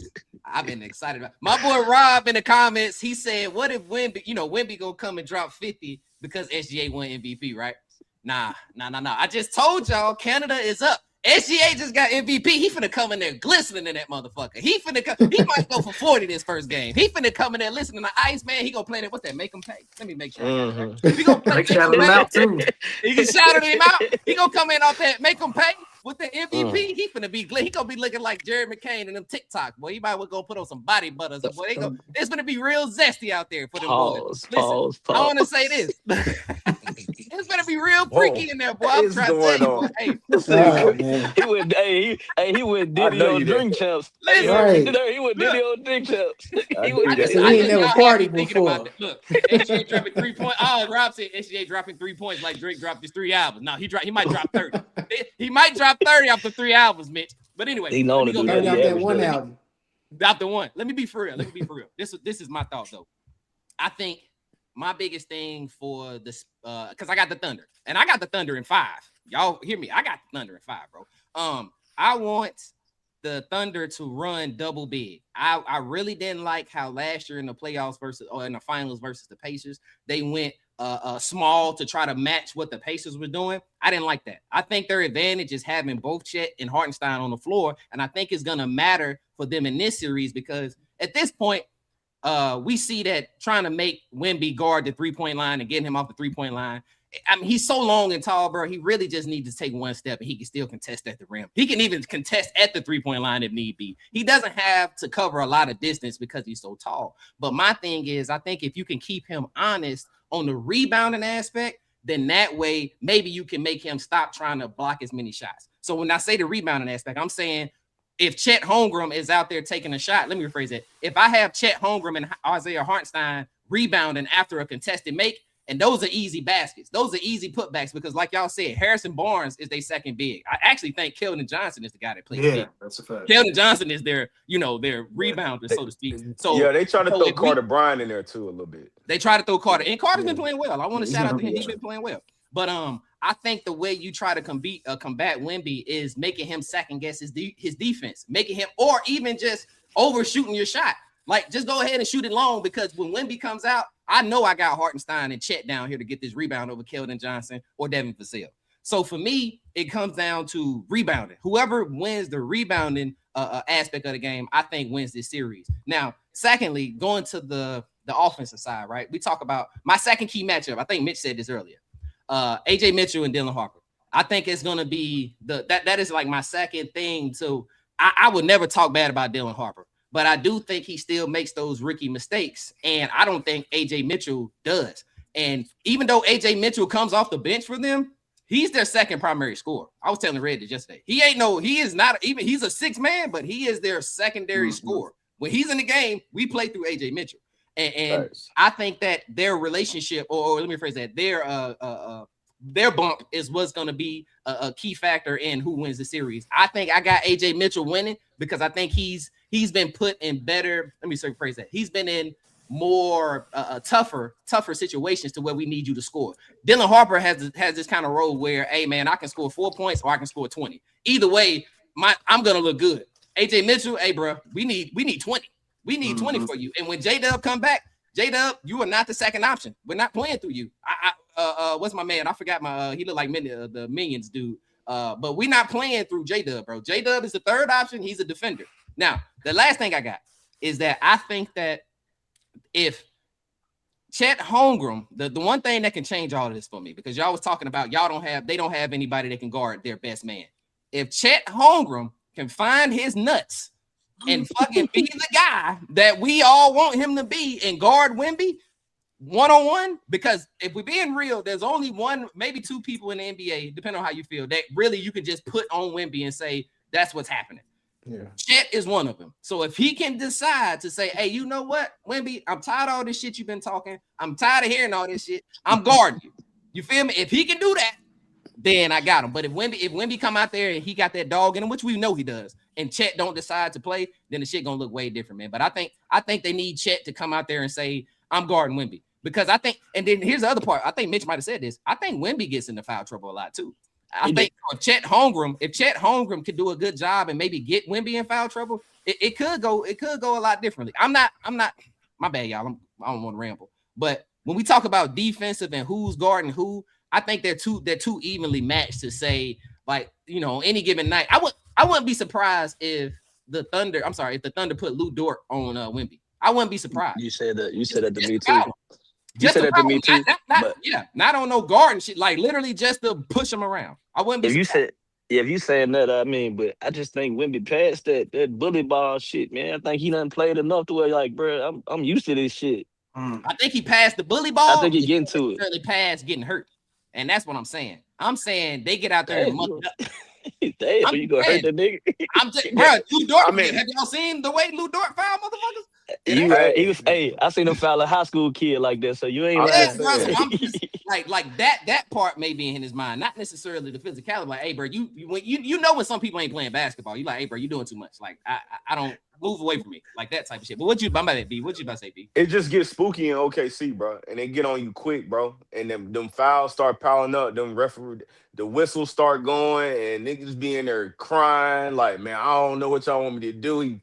He fouling me, y'all calling the foul on us. I don't know what to do. They get flustered. So I think another key is how the Spurs guards shoot also from the outside. I watched Castle shoot. I watched Castle shoot really well last night or whenever. And yeah, I seen Dylan shoot pretty good if they shoot good from three, those guys, I think definitely they got a chance, but they got to shoot the ball. I think whoever shoot the best also, I know you said rebounding, whoever shoot the best from the outside too, I think is the key to winning this series. Because like people say, when Lou Dort and Caruso and Casey Wallace and them boys start hitting them threes, it get you don't know what to do. Chet might hit a couple. So like I said, come to the game. Let me say this: 5-on-7. It's gonna be awesome to watch. It's gonna be awesome. You gotta come to the game. You gotta come into the game knowing you playing 5-on-7. I don't think that. I'm not a fan of referees, but I want to say this. I think this is their first. This is the Spurs' first real playoff series. I think when you go into OKC and play in their arena and get the feel for that crowd and get the feel for that energy, that shit it's gonna hit different playing in OKC versus playing in Portland and Minnesota. But go ahead. Hey, hold on, real quick. And the reason I said 5-on-7 is we know they can play. Look, they can play aggressive, but most teams can't. They won't let you play aggressive with them like that. I think they've been letting them play aggressive though. They let them play aggressive. I think with the Spurs it might be a little different. Just because of Wemby. Because of Wemby, I'm with you. That's what I'm Yeah, going to say. The just 'cause star of power Wemby. might make it different, but in regular games, you can't touch them boys like that. Either. Yeah. But I got you. Go ahead. Let me say, Rob. No, Rob. I do not advocate for Dort hurting Wemby. That's not what I'm saying, Rob. I'm just saying. I do not want him to hurt Wemby. I'm just saying that you can get in somebody's head when you're not making basketball plays and like, hey, bro, I don't want you to fucking play. I don't want you by me type of shit. But what's up, Ted? Go ahead, bro. Hey, this is the last thing. Hey, God, if you're hearing me, God, I don't want to hear any more or watch any more TikToks. I don't want to see no more finger paint. I don't want to see none of that stuff no more. God, Wemby, I want you to have a phenomenal series. I don't want to see no more Jared McCain and touching J-Dub's lower back on the interviews. I don't want to see none of that no more, bro. Please, God, if you can hear me, Wemby, save everybody. Do that. Save everybody. It's like listen to me. Zesty out there. My boy said restore masculinity. He said restore masculinity. Restore the old school basketball, man. Please, Wemby. I'd rather watch you be a Shaolin monk than watching all those TikToks. It's getting bad out here. So if you hear me, God, do what you need to do, Wemby. You want to listen, and then I forgot about Jared McCain. Y'all want to talk about 3-point shooting? He can go out there and get it. Hey, we was talking about the sis guy too. He can't go out there and get it. The best guys out there. That's crazy. Right. He can go out there and get a bucket. I am sick of Jared McCain, man. Man, I don't want to see that shit on TikTok no more. Why did J-Dub have that sticker on his face? Bro, hold on. Hey, he took it off about halfway through. Somebody must have said that to him. Did y'all see the side-by-side picture? Is Allen put that Iverson little and J-Dub star on his face? What do you got? Did y'all see that little acting thing? Yeah. What the women put on? Maybe it was an acting thing. Yes. But no, did y'all see the side-by-side? It was AI. He had the baggy hoodie on, the baggy clothes on. They said we went from this to this, and then it's J-Dub. He got a crop top pink jacket with some pink joint with the pink pants. What you call them shoes with the blowout at the bottom? What them shits called, Red? They're not bell bottoms.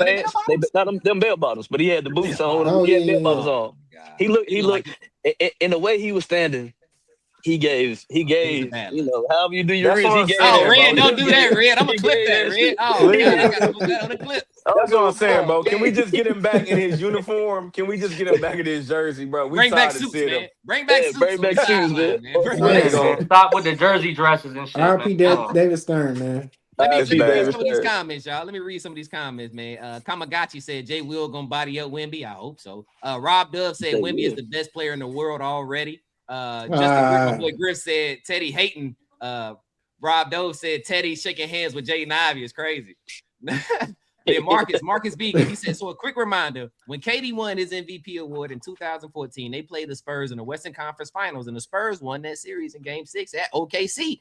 Spurs proceeded to win the championship in the finals. I ain't mad at you, Marcus Beacon. You right. Shea just won the MVP. That's a fact. Hey, well, let me be clear about this, Marquise. SGA shit. So let's talking shit. I know it was coming. Let's just be clear. This 2026 OKC team is way better than that 2014 OKC team. So whatever. I don't even want to. Hey, stop right there. Way better. Stop right there, EJ. I got a question for you. You know he's gonna get crazy. Hey, comments. He gonna get crazy. We're starting to get more subscribers, man. We getting too many comments. Go ahead, Teddy. We start talking crazy. Me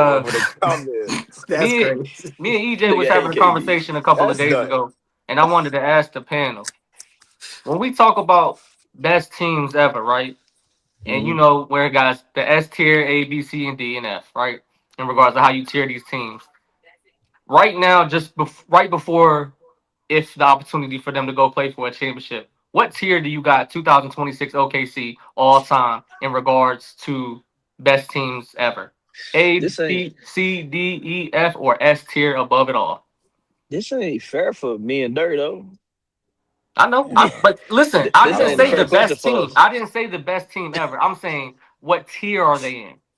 So hold on, this is my question. Hold on, this is my question. It's S, A, B, C, D, E, F. Let me see. What was your question, Red? I guess my question is: are we just doing this based off of the players, or are we doing this based off of what they've done? What you looking at from last year, the players that are playing on that team, and what they look like this year as a totality. This is like a baby dynasty. Currently, they're probably like somebody else first. I would say currently they probably A tier. I wouldn't give them the top tier. Now I will say Now I will say, if they Okay. run through the Spurs, Yeah. if they run through the Spurs and then they run through the Knicks or whoever, like they only lose like 1 or 2 games after this, that might catapult to the top.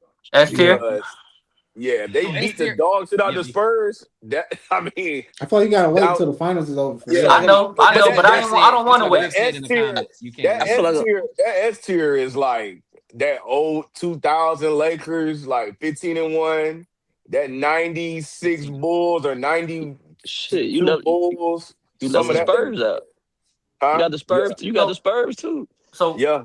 So One what y'all? of them- I mean, what give us your tiers real quick, Zell, Red, and Mitch, because I got another question after this. I don't want to answer. Y'all too. Oh, good. I don't want to answer. I'll say an A right now for the A? A rate. for the Hey, tier. What about you, Mitch? See, See? I agree with. See? Look, Okay. See, man? see, Nah, that's you a good can't answer. say that. You can't see a good it. answer. You ain't want to answer. Now he is That's a good. good- No, You're right, B. That's too. the reason why I asked is I don't wanna because be a God hater, damn, Mitch, a C. I don't even know who in the Hold up, C Ted. tier. Hold up, Ted. I didn't answer because it's I in didn't the want seas of winners. I didn't- You gotta I didn't- think- I didn't answer because I didn't want to be a hater, bro. Oh. And I'm saying this because it's like we jumping out the window for it. This kind of how we did the Celtics. Like this the same shit we said about the Celtics, but they gonna win back to back, and then it's like they lose. It's like now, like that's why I said it ain't fair for me or you, because it's like our favorite player was part of a three-peat. Mhm. Then you go Spurs. Yeah. Then you go LeBron and D Wade. Like you got those are great teams when you can win consistently. Yeah. Even LeBron, if people give LeBron hell, like his teams were better than a lot of these teams that won championship when they went 10 years. lost, Like yeah. so, it's like it's you gotta. Let me I ask you this, don't know, Red. bro. Are they over the 04 Pistons? Fuck no, not in my mind. I mean, no. Or The what about the Pistons- 08 Well, Celtics? I think The reason I say they're The not teams over that the won Pistons. they both won one. The reason I say they're not over the Pistons is because the Pistons beat that same Laker team we were talking about. Mhm. Okay. Like Whoa. when you beat something that's that dominant, it puts you in a different tier. That's like I'm Curry kinda knocking confused. like Curry knocking out Debo. Is this Spurs team? I'm kind of confused. Can you clear up? Are we saying the team that won the championship already, the OKC team, or are we categorizing this year's team? So what I'm saying is, Because we're talking about different. from teams. the Individual build up teams. to the championship to the champion to where we are right now. I got to see the Defense- rest. I would have to see the rest. I would have to see the rest of this playoffs to really put them in a category with the other teams because they already went through it. Right. It's D for me right now, then Ted. D for me That's why I right now. said if they run through this playoffs, then I think I put them in a different category. This team Okay. right here because they're 8-0 right now Right. in the playoffs. If Okay. they run through the rest of this, like I said, if they only lose 1 or 2 games, then that puts you in a different tier of team for this season. And the reason why I asked is You said for the because season. a lot of those one-off Well, I teams. thought we were right? talking about single season teams because you Well, said that was my 04 fault. But in regards of clarity of this team and this nucleus right now moving forward, like I wanted to compare them to teams that have only won one championship, but were really, really good teams while they did win, right? So like the 04 Pistons, the 08 Celtics, things of that nature, right? I just wanted to compare it to teams like that. And if we wanted to kind of jump off the fence, I wanted to kind of compare them to the Heatles or J.R. Smith and LeBron and the Cavs and things of nature, like not like back to back or three-peat teams, but just really good teams that won in our generation. Yeah, I don't know. I don't think they're better than the 04 Pistons yet. What about 08? What about 08 Celtics? 08 Celtics. That's the one with Ray and KG and all them. Ray, KG, Rondo. Yeah. TA. It's throwing me off, man, because like the names on these teams are so legendary to me that it's hard to compare it to the guys today just because their legacies aren't cemented. So it's harder to say, like when I'm trying to say, it would be hard for me to say AJ Mitchell and SGA and Chet and them is a better team than Kevin Garnett, Paul Pierce, and Ray Allen and them. That's Can I say this to you, B? Is SGA not already better all time than Kevin Garnett? Yeah. As an offensive player, yes. Yes. As an offensive player, yes. I was just wondering. We just got MVP but today. that's not. No. But you got I'm but you got to saying, look, E. but I'm talking about if we're talking about totality of team, it's still hard for me. Even if I say SGA is better than Kevin Garnett, am I saying that AJ Mitchell and Jalen Williams and them better than Paul and Ray and Rondo and all them? You can't say that. It's No, hard you for me can't to say say that. right because their legacies are cemented in my mind. So like these are greats. Even if you talk about the '04 Pistons, you talking about Chauncey, Rip, Tayshaun, Ben Wallace, Rasheed Wallace. Like those are a lot. Them legendary names, and these guys are still trying to get there. So it's still hard for me to say. Now, if I could take it out, like if I could just look at it, maybe I could say. But I don't know, because then you talking about different eras of basketball. Also, like, how would the Thunder play against the '04? How would that play out? So I It don't wasn't know. made for an easy answer. This is just all hypotheticals. No, it was a good question. It was a good question because it started a debate. It started a conversation. But if you would have said, so how you said it earlier, if you said it how you said it earlier about, like, you know, if they don't lose any games or we going just by win share and losses, we can do it that way. But if we doing based off of star power and what we seen in teams like far as totality, that's what make it hard. Because like he said, I can't compare them niggas to. If OKC wins, we'll revisit this question. We got to revisit, and I want to say this to Red. Hold on real quick. We'll finish by saying Red. Even if they win, right? Go ahead. When if we are going player for player, I probably still would take a lot of them players from the past with those teams. Okay. Like career over a lot of them guys. But go ahead. No, Red, because I was gonna say this too. The other part is we don't really respect the opponents either. The strength of schedule, right? The strength of schedule that SGA and them had. I mean, we talking about who? Dylan Brooks. I mean, I know LeBron James is a big name, but I mean, we being real, bro. The Lakers, he 41. The strength of schedule. So when you go back and look at that run that the Lakers had, and they go and they beat Tim Duncan and they beat MVP Steve Nash, well, not MVP, but I'm just saying the caliber of players that they went against also hold. Or even Detroit, because Detroit. Detroit too. So, but I can push back a little bit on that. You can nitpick some of the guys they play in some of them series. Also, like it just depends. Like I think OKC playing this Spurs team is a better matchup than when the Lakers got to play like the Sixers in the championship. Like that Allen Iverson team wasn't no good. I mean, if we being honest, they better than the Suns. I think they was good. They're better than the Suns right now. T-Mac said something different, man. He said that 60 all that. They're not better than the. He can't even see straight. I'm not paying T-Mac ass no attention. But listen, I'm saying, okay. Let me ask you this then. If the OKC make it to the finals against the Knicks, is that a harder matchup than Lakers Sixers? Like that Knicks team. That Knicks team is better than that Sixers team. I agree with you on that. Disagreeing with that? But no. Listen, I'm not disagreeing with you on that. No, listen. I think the Knicks are better than that Sixers team. Hold on, listen. I think the Knicks are better than that Sixers team by and large and by talent, right? But we have to remember that Sixers team was one of the best defenses in the league that year. They also was top five in the East. They were in the top five. They also had one of the best scorers of the era on that team. So that the only difference in what we're seeing with this New York team and what we're seeing in Philly is AI's Jalen Brunson with less talent. This question, Red? I got you. Let me ask the pattern this while we talking. They were a better defensive team. Who you say better, B? What you say, B? They were better. This Jalen Brunson team. Do the Knicks? How about this? Do that Knicks team win a game against the Lakers in 01? Huh? Do this Knicks team win a game against those Lakers in 01? Because Cat ain't got no heart. Yeah. The Sixers did it. Oh, come on, man. I ain't mad at it. Come on, we got to still talk about this. No. We can, but fuck no, Dirk. That Knicks team will win, bro. Y'all sleep. That Knicks team. Not serious. Maybe a game, but I don't know. I said they'll win a game. I'm not sleep. Okay. Real quick, y'all. Real quick. AI was a different type of animal, though. I understand. He ain't no different. He's a different type of animal, but Jalen Brunson can score at the same level that Allen Iverson can score. We got to stop this. He ain't had Kobe. We talking about Kobe Gardner in the finals. Yeah, Kobe was Gardner. Okay, but I could go. He gonna lock that bullshit up. I'm not going for that. He gonna lock that bullshit up.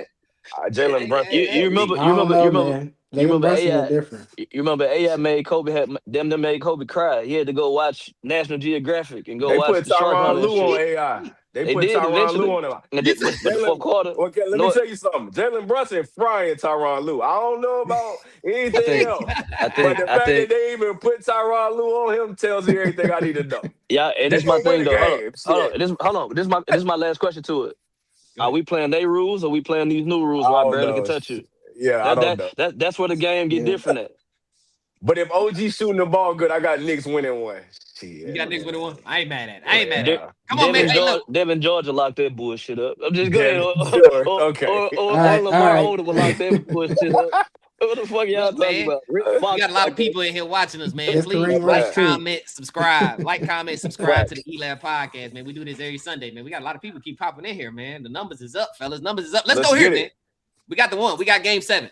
Game 7, Pistons versus Cavs. How y'all feeling tonight, man? Who you Man, got? come Who you on, want to man. see, man? Whichever I got way. Come I on, got I man. got the Hey, look. Home Cavs. team. I Hey, got Home the look. Cavs. team. I want Let's to say say no, this no. real quick. Let's say Hold go on, Red. Let's before say Zell go, I want Zell to hear this oh, from me real quick. Zell, I want to okay. say that Cade Cunningham has solidified himself as my favorite player outside of anybody from the Lakers. I think I'm about to go get me a Detroit Cade Cunningham shirt. I'm gonna buy some of them He shoes. is he is so good, He bro. cold. He's so good, bro. He Like cold.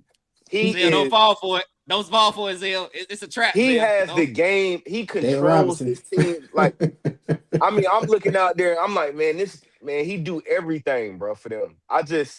His game smooth. He always under control, bro. He can shoot the three. That He do nigga it dead. all, man. I'm sorry, man. I love Cade, man. Go ahead, Zil. Zell, what's Nah, up, man? but basically, I got the Pistons winning, of course. But I felt like that game 6 as a coach, JB Bickerstaff, that was his best coaching game. Like the way he was able to play those players, like he played all 3 centers in the first quarter because he realized it wasn't Isaiah Stewart day, and you know what I'm saying, he played 4 minutes that whole entire game because he could have let him play to try to get him in rhythm, but Isaiah Stewart is 6'8". It's not much he can even do defensively.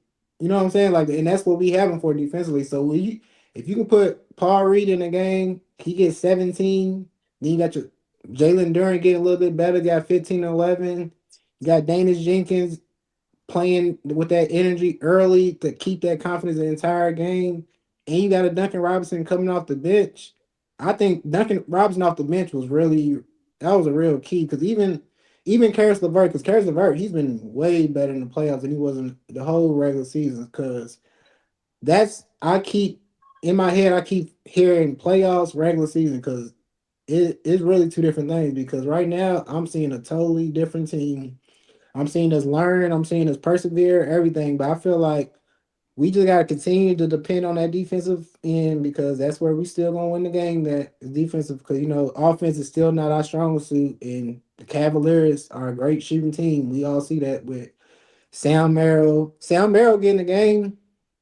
It's like, man, Super green light. He look like it's JJ like Redick he for comes in the Duke. game to either stop a run or he gonna keep that run going, and it's like it's like a momentum shift too with him. Even with Max Strus, when Max Strus gets the ball, he's not thinking about shooting, he's shooting it. You know what I'm saying? Hand up or not, it's in there. So I'm like, Yeah, all shout we out gotta Max do for the Strus. Pistons to win this game, defense and stay on y'all matchup because if Donovan Mitchell, James Harden see Tobias Harris in front of them, man, it starts to get spooky, man. Whether you want to say he's flopping or not, hey, it is what it is, man. You know what I'm My saying? He So boy starting to Hill, lock didn't up he? on you. Hey, I I Them think knees need and I hips need starting to lock Bayless, I up. need Cade, I need Asar, I need all those players that like, hey, Tobias, out the way, we got him. You know Yeah. what I'm Make saying? sure Like, Tobias oil up tonight, man. I, He got I to oil think up them I, hips. I cause think I see more offense from Tobias as well. I need to see that from him. I'm gonna say this real quick. I think this game right here is make or break. I'm not gonna say make or break for their career, but make or break for their playoff career for James Harden and Donovan Mitchell. I don't think Uh, Donovan. I say James Harden though. Shit, but me, why he's not but Donovan? he's a Go career ahead, Red, my loser in the bad. play. He's a I mean, career Donovan loser in still the got playoffs as time well though. too. I feel like it's He he getting do- he older he for he Harden. he does those there, but he's also following them same comparisons as James Harden already. So it's one of those like I think both of these guys need this for a legacy play at this point. I don't think they. I don't. I think they're gonna win tonight. In my opinion, I got them winning because I'm rooting for James, and I just don't want James to let me down because I know he done. I'm just and look, Ted, I'm being dead ass serious. Like right now, I know I get Ted a lot of hell. But I'm really pulling for James right now. Like this shit, like James, get over the hump, man. Break the curse, James. Like, please, break That the nigga Dirk said you can't do it. Dirk. Dirk said Like, you Dirk. can't do it. Look, Dirk, I'm ready to. Hey, Dirk, I'm ready to start praying. Like, James, bro, break Y'all the ready to have one curse. prayer? He God can't damn, do it, break the man. He curse, can't man. do it, man. He I can't need, do it, man. I need him to, bro. I just look, bro. I'm gonna get mine out the way real quick, man. I I got need him Detroit to. winning tonight, especially if Donovan Mitchell wear them tie-dye shoes he keep wearing. I'm sick of those. They're some Hey, of the but, ugliest Adidas I but ever but seen. speaking of shoes, though, Um, I definitely need a pair of them K's, though. I I need got them them in the cart K's right now. hard.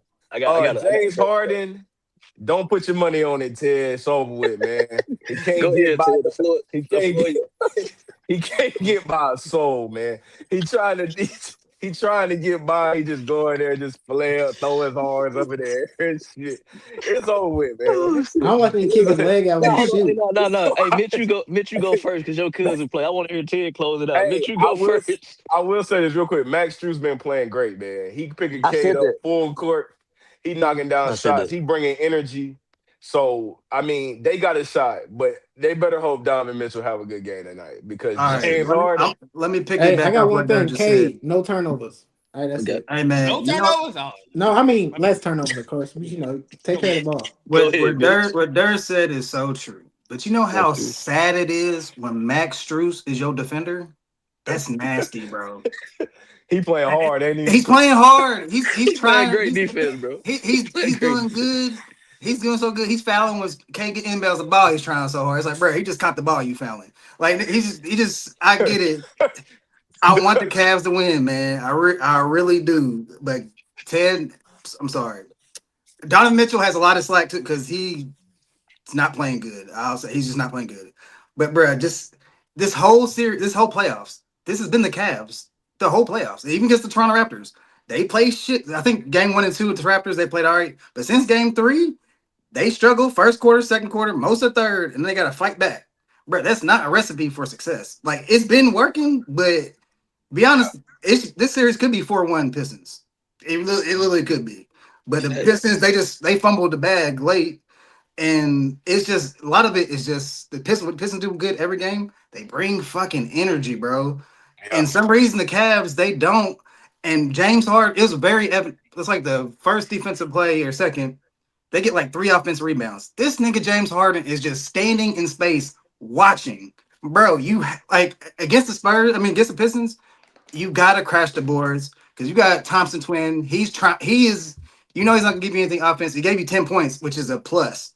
He is doing everything he can on the defensive end. If he on offense, he's gonna crash the boards. Like you just gotta bring energy. And even with we're saying about the bench, like the Cavs. If it's not Strus, Merrill, to me the Cavs ain't been shooting good for most of the series. Like they've been doing all right. The Cavs have, I mean, the Pistons have outshot them on the 3-point a few games. It's like you got Donovan Mitchell and James Harden. Like if White Boy's in the game, you got them chasing him on screens, bro. That's just you don't want your best player. Now Cade's doing it, and that's why he's an anomaly because most best players don't do that. Jalen yeah. Brown, yes, he does that in the fourth quarter. It picks his spots. Cade's doing it damn near the whole game. Like you're chasing around people. It's like, bro. That's why he And lost the run. Donovan's pick like he's picking up his man guarding inside the 3-point line. What does he do? Pull up 3. It's like, bro, you have got to get. I know it's not who he is, but you have to do it. Like I know, and I guess it's hard to do if you ain't done it all year or most of your career. You ain't been a defender, but you got to lock in. And just I'm not even saying this for James Harden because hell, the nigga 36, 37. It is what it is. But Don, hey, cuz you got to step up, bro. And there you have a crutch. You have a crutch offensively. I'm not going to say it, but the Pistons have figured it out, and it's been very successful. He has a crutch, and I can't believe he has Nigga, it. you can say it. The game come on tonight. I want to hear it. What's his crutch? What's the crutch? Man, my cuz goes right a lot, man. He does. He don't go left. He don't go left. If he goes left, it's just a little swoop over, and he's gonna Doesn't finish back with swoop. his right hand. Swoop. And when I critique Denny Avdia, my cousin does it a lot. And what's hurting him, his 3 ball's not been good. He's getting good shots, and it's not working. But before I end, I want to end this on this. I don't know if he was going to talk about. We talked about it in the chat. Hey man, that Thompson twin. I'm not going to say he's the best defender ever. He up there though. But you have to get him and his brother, because there's only two people I've seen in the NBA that's done this. When the best player on the other team brings the ball up, and y'all heard when Teague talked about it, and Jordan Crawford, and when Avery Bradley was guarding him, make it go left and go right. They don't even want to bring the ball up, bro. You know how he don't even want to bring the ball up, bro. And when he does, he like damn it got ripped. Like that shit is impressive. You know how they say like this, people don't really get on ball steals. Shit, well, I'll be damn. That Thompson twin, he's making them work out there, bro. He's the and he's what's hurts about Donovan. And I've said this before. The only person Jalen Brunson could prove me wrong. That small guard shit, bro. It is tough. He's gonna get. He's Don's 6'3" on paper. He's gonna get a 6'7", 6'8" athletic freak, bro. It's tough. So shout out to Thompson twin because he be. Did y'all see that block? Did y'all see the block he had? Volleyball. My God. I wish he would have. He's like that. What he averaged about 2-3 steals? He been averaging about 2-3 steals a game, or about 4-5. Shit. And he been averaging. And he probably might be leading shot blocker on the goddamn Pistons too right there. To be honest with you, I think so. But he got four steals in the last 2 games. He's leading he's leading playoff about 2 right now. Like the steals and blocks, he's leading right now. By the way, I just got a question for y'all offensive guys. I'm gonna say Durr. No disrespect to E, but Durr, if you last 10 seconds of the game, they won the game in overtime. But my cousin got the ball. He had twin guarding him. Who do you not want to set the screen? Who do you not want to switch to be? You want fucking Cade Cunningham? That's the. I was like, what the fuck y'all doing? That makes no sense. No sense. Like James Harden's getting guarded by Jenkins. It's like, okay, that's at least do that. I was like, sense. Y'all want the switch to be, and you know, Twin's not gonna leave. He's gonna go the way he did. He left and blocked the shot. I was like, bro. Yeah, that just don't make no sense to me. They should have went pick with Jenkins. My fault. They should have went pick with Jenkins, and then you could have you'd have had one score over here or one that get down here. But go ahead, there. But I was before Ted go. I want to say the Cavs offense has been it doesn't look like cohesive. It don't look cohesive at all. Like it's not no chemistry between James and Donovan, because a lot of it. I mean, let's just be honest. We both know they both need the ball. Sure don't. And James and Donovan really haven't figured out how to play with each other, and you get into the typical 2 guys out there, your turn, my turn stuff, and James is doing the dribble. All right, I'm about to pass it, or so a lot of times, and he's just not as athletic anymore. So even if he go to the cut, he either gonna get fouled or he gonna turn it over. It's just they never really get great shots a lot of the times. No, and Detroit's a great defensive team. So a lot of times when you doing that stuff, it's just easier to guard. It's just easier to guard y'all than it was in the other series. You know what I'm saying? So now it's like, I think that's been the Cavs' problem more than anything. They got 2 guards that kind of don't know how to play with each other, and they got 2 bigs that kind of don't know how to play with each other. Or they, and it's like, and then the lineup's been kind of funny. And then on top of that, real quick, I don't know how much I can watch of the Dennis Schroeder flop versus the James Harden flop. Like, how many? I mean, God almighty, man. Hey, Dennis Schroeder falling down all the time. He like, I don't know. Listen, Derek, he was about to piss me off. He carried, he double dribbled, then travel. I was like, what are you doing? He had like 3 straight turnovers and like 2 I was like, what are they doing out here? So man? I don't know, man. I think they offense, and I think that's the problem, is why we get into these where their offense don't look good unless James Harden just hitting his step back 3 and Donovan hitting his tough. So they take a lot of tough shots, like side step, like pull up, turn around, sidestep 3. Like, what is this, man? No wonder you ain't shooting good. This shit hard to make. Yeah. So that's that. Go ahead, Ted. All right, Ted, what's up, man? Talk to us about James Harden. Braves week. Yeah. I'm glad that y'all done. It's the Cavaliers. Hey, so EJ, you the production, man. I want you to look at something real quick, man. Who got more fucking turnovers, Cade or Harden in this playoffs? Because this shit is ridiculous. All right, because that's the number one thing that they need to clean up. They both turning the ball over. I know they both high They usage both players. are. But no, all jokes aside, though, Too many. God, I'm back. I'm God. I'm back, God. Okay, please, God, if you're hearing me and you hearing me and Red, we're gonna get on FaceTime after this pod, and we're gonna do a group prayer about James Harden. So God, please be good to us today. But no, James Harden, this is a legacy game for you. This is a legacy game. You turn the ball over a lot, even with the games that you score. You get into the free throw line, and what I don't like, and I'm not here to troll. I'm being dead serious. When you get teams in the bonus at the 8-minute mark in the fourth quarter, in the closeout opportunity, and you just bail them out by shooting a lot of threes like Boston did against Philly, I cannot stand it. You got two of the best dribble drive players that you could ever ask for. Yeah, you're settling for the threes. And this is also a testament of how good, great Amen Thompson is as a defender. The amount of ground that he's covering, not only when he's guarding the primary ball handler, but how he can be such a great low man. You got to understand, when we talk about the utility of Amen Thompson, it's insane. He could be the top. He could be the primary defender. He could be low man. He could be the dunker that's like totally out of the picture and will still make an intelligent play on defense. And these are things that you cannot teach. And these are intangibles of a generational defensive player. I know we said it in regards to Jeff Teague saying he's the best player of all time defensively.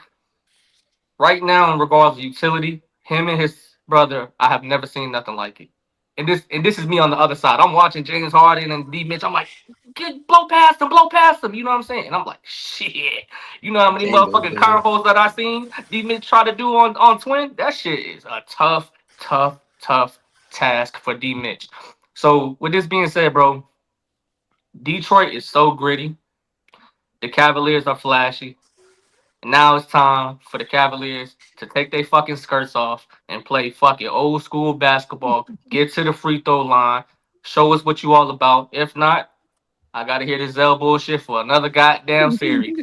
I gotta hear this shit for another goddamn series, and that's not what I want to hear. But at the end of the day, man, it's a lot of props to Detroit as an organization. They're going back to that 04 field, that 07 field. The feeling feels back regular like old school Detroit, and I do respect that, and I do like what they bring to the table. But Jalen Duran, listen to me, brother. You tricked yourself out of so much money because Paul Reed is out there fucking hooping. All right, I know my boys Zell and E already made a clip about this, but I'm doubling down. You tricked your opportunity and you pulled a Dennis Schroeder because Paul Reed is out there fucking hooping and being the most valuable big man for Detroit. It's a damn shame. And it's a damn shame. So I'm gonna see you in the Lakers uniform next year, buddy. I'm gonna see you in the Lakers uniform. All right. Yeah. Look, hey, I ain't got no picks. I got just statements. I just got a couple statements. It feels like James Harden and the Cavs have got away from the pick and roll with him and Jared Allen. I thought that shit really worked for them in the regular season. I don't know why they're not doing it no more. Jared Allen is not playing. He's not even getting you block shots. I don't know what Jared Allen does. Second, I want to talk about Paul Reed. Paul Reed just adds a whole nother layer that Jalen Duran just doesn't have. And it's just, I mean, just being fluid on the offensive end, being able to catch the ball in awkward situations. He just more fluid, Jalen Duran, me there, me big, he got that real, he got that strong shit. Clunky, bro. Bro. Paul Reed, real flexible, real agile, can get up off the floor, and he hustles. And that's the biggest thing for Paul. Paul Reed, a lot of second chance points. Pistons had 48 points in the paint Friday versus the Cavs, man. So valid. I love that. Evan Mobley, jump hook too. Smooth little jump hook. And bro, Cade just needs somebody to take some of the pressure off, and that's what Paul Reed and Sasser did. Give me an easy bucket down here. Make it, because I'm all like y'all said earlier. I'm guarding James Harden, bro. It's not like I'm guarding the second best player on their team, and I'm coming down here and creating our entire offense. I need somebody to give me something. Paul Reed and Sasser did that for him, and Duncan Robinson was hitting some crazy threes. He had one in that first quarter. I was like, God damn, Duncan Robinson. Yeah. But you shooting the ball. I was like, hey man, what you doing? He was shooting the ball. I was like, he was making it. I was like, cool. Yeah, okay. That's why I said he looked like JJ Redick for Duke back in the G. Yeah. But Evan Mobley, I want to show some love. They've been calling Evan Mobley soft all year and all series. These last 3 games, he done showed up. He averaging about 7. He getting, he's still 18 per game, man. But he getting 18 and 8. He getting them blocks though too. That's what I was just about to say, Zell. Getting a lot of blocks, man. So for me, man, it was more so just a couple points. And then ultimately, I'm picking the Pistons because I want to see a better Eastern Conference Finals series. I don't really have a pick as far as I don't really care. I think the Pistons and the Knicks would make for a great finals because I thought they had a great first round last year when they played, and I think the Pistons should have beat them back then. But y'all talking about Asar Thompson, y'all know who he hate to see coming? Jalen Brunson. Jalen Brunson is one of the people he hate the fucking guard. So that's why I want to see. I just want to see Pistons versus Knicks. I ain't really got no picks as far as. Hey, but see that's the difference right there. Because Ted had said that on his Facebook post. He said, "What's more impressive when they get on the burner? Is it Donovan Mitchell or is it Jalen Brunson?" I said Spider just because it's like what he does. Like I said, he shoots bad shots and then goes in. So it's like when he makes all these shots, it's like, oh, that's more. You know what I'm saying? But it's like when Jalen Brunson's out there, he's creating space. So it's like when he's making these good shots, it's like, oh, okay, well, he just making it's a good shot, but it's like he's creating the space for an open shot.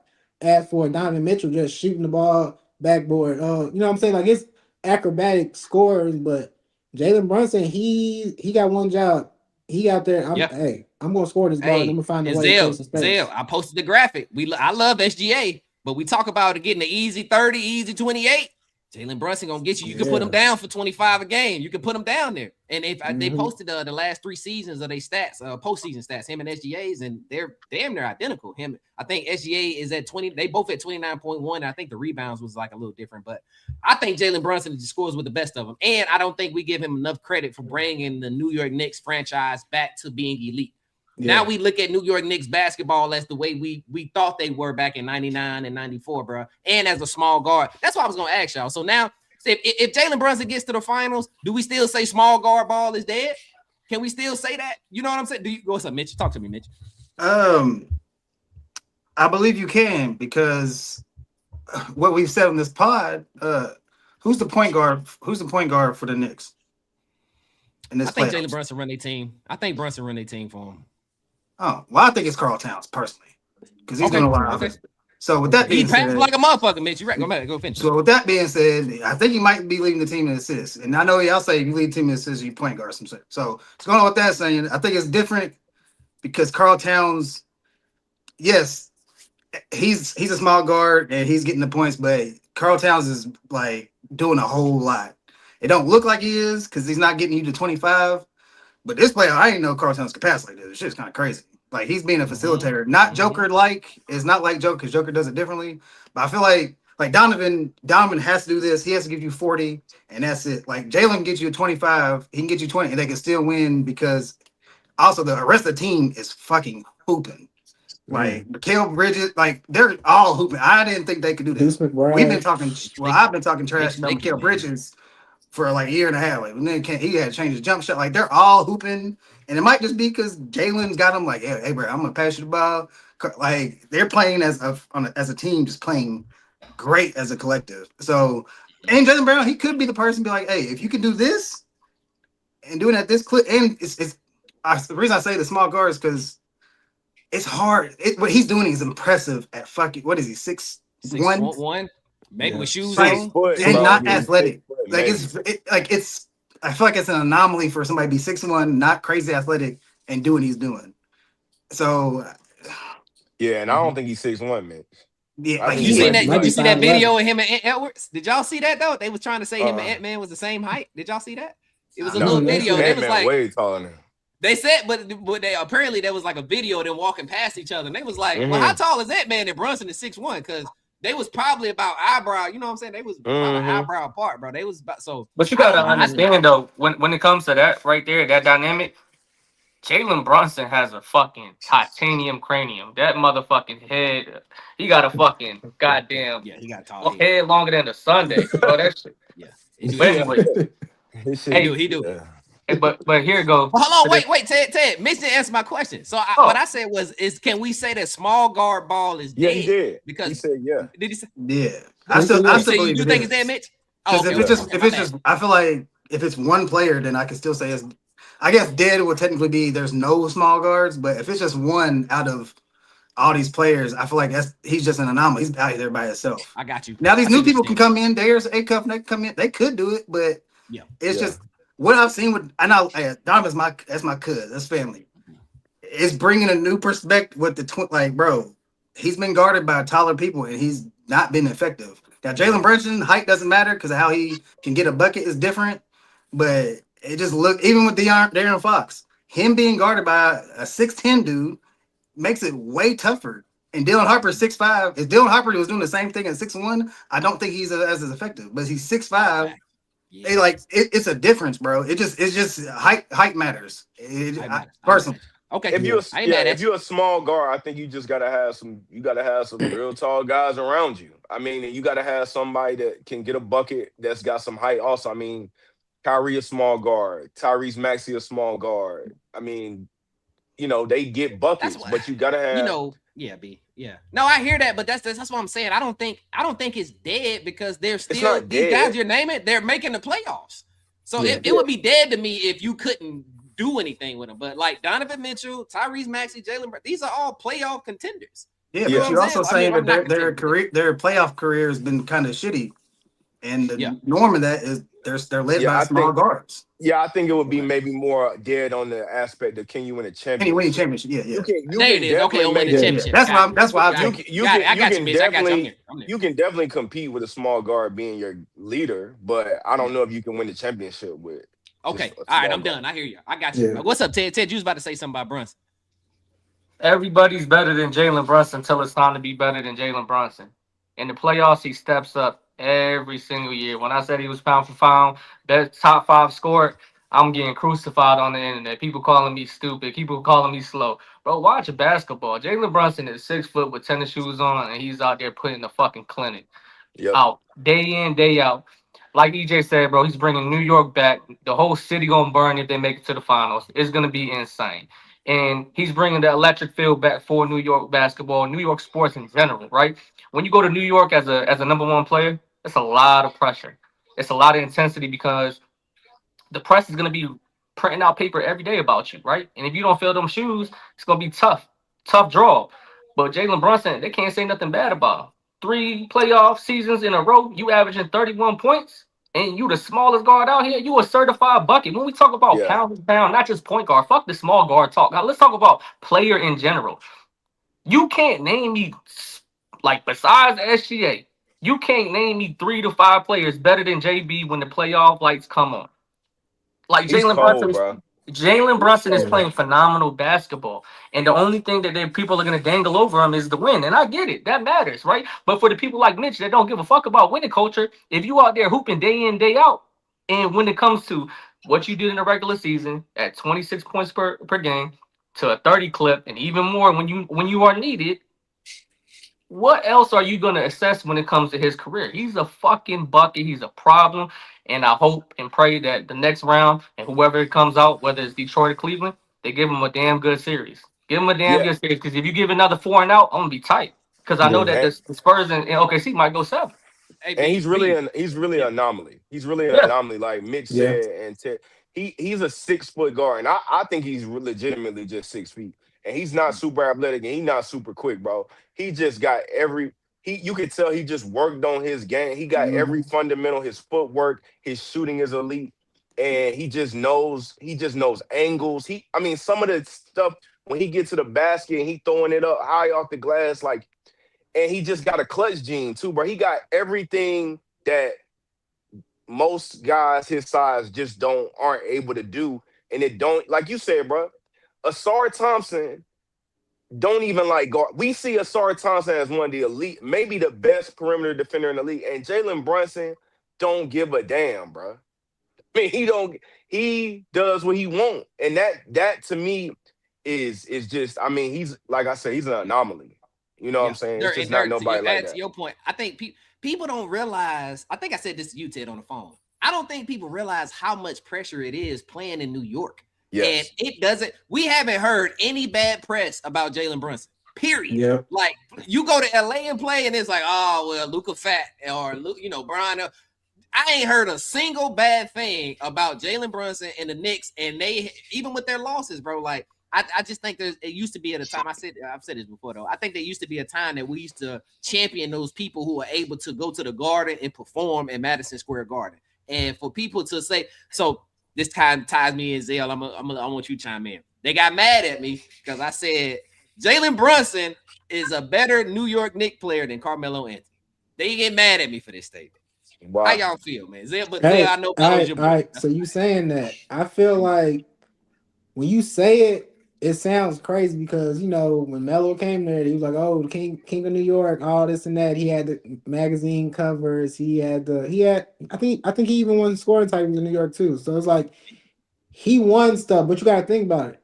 The Knicks haven't won an NBA championship since 1973. So their biggest Knicks players are the players that went to the finals. Patrick Ewing, like Spreewell, like those players. So when they actually Jalen Brunson is like actually winning. He's winning more playoff games than Carmelo Anthony. So it's like, what are we basing this off of? We basing this off of wins, or we basing this off the court stuff? You know what I'm saying? So it's like, if it's on the court, I love Melo. I love Melo.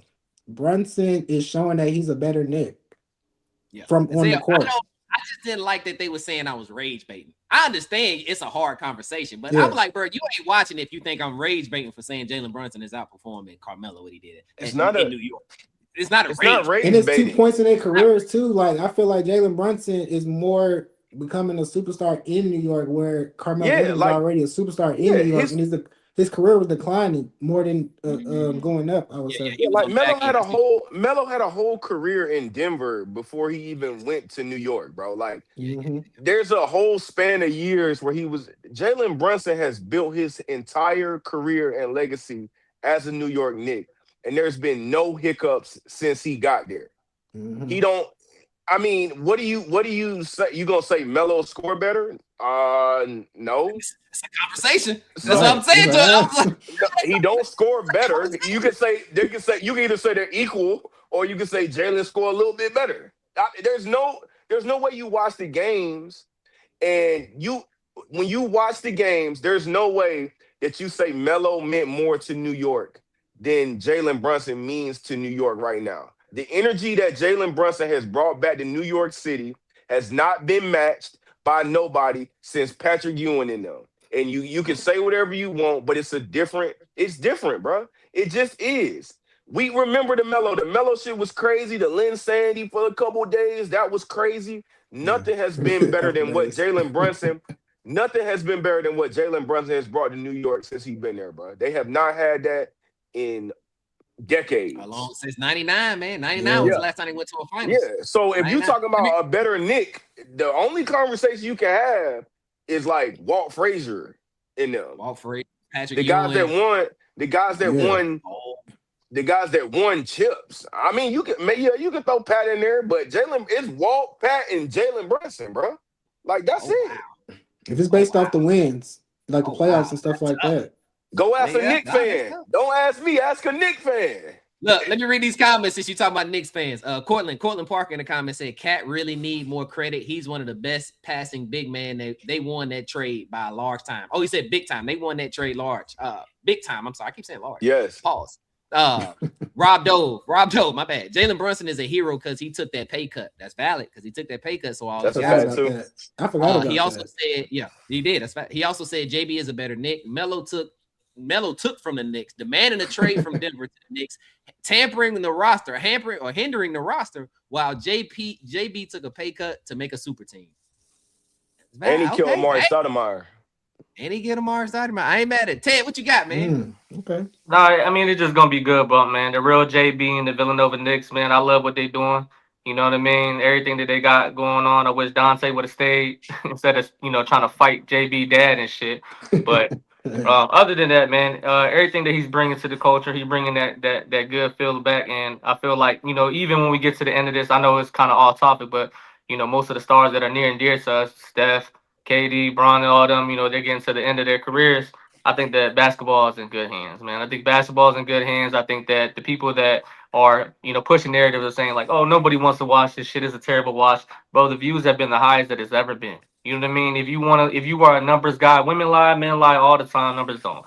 The analytics are showing that this is basketball at its peak in regards to views of, the fan base and the consumers. They're all watching. You can say, oh yeah, Netflix this and this, this subscription that.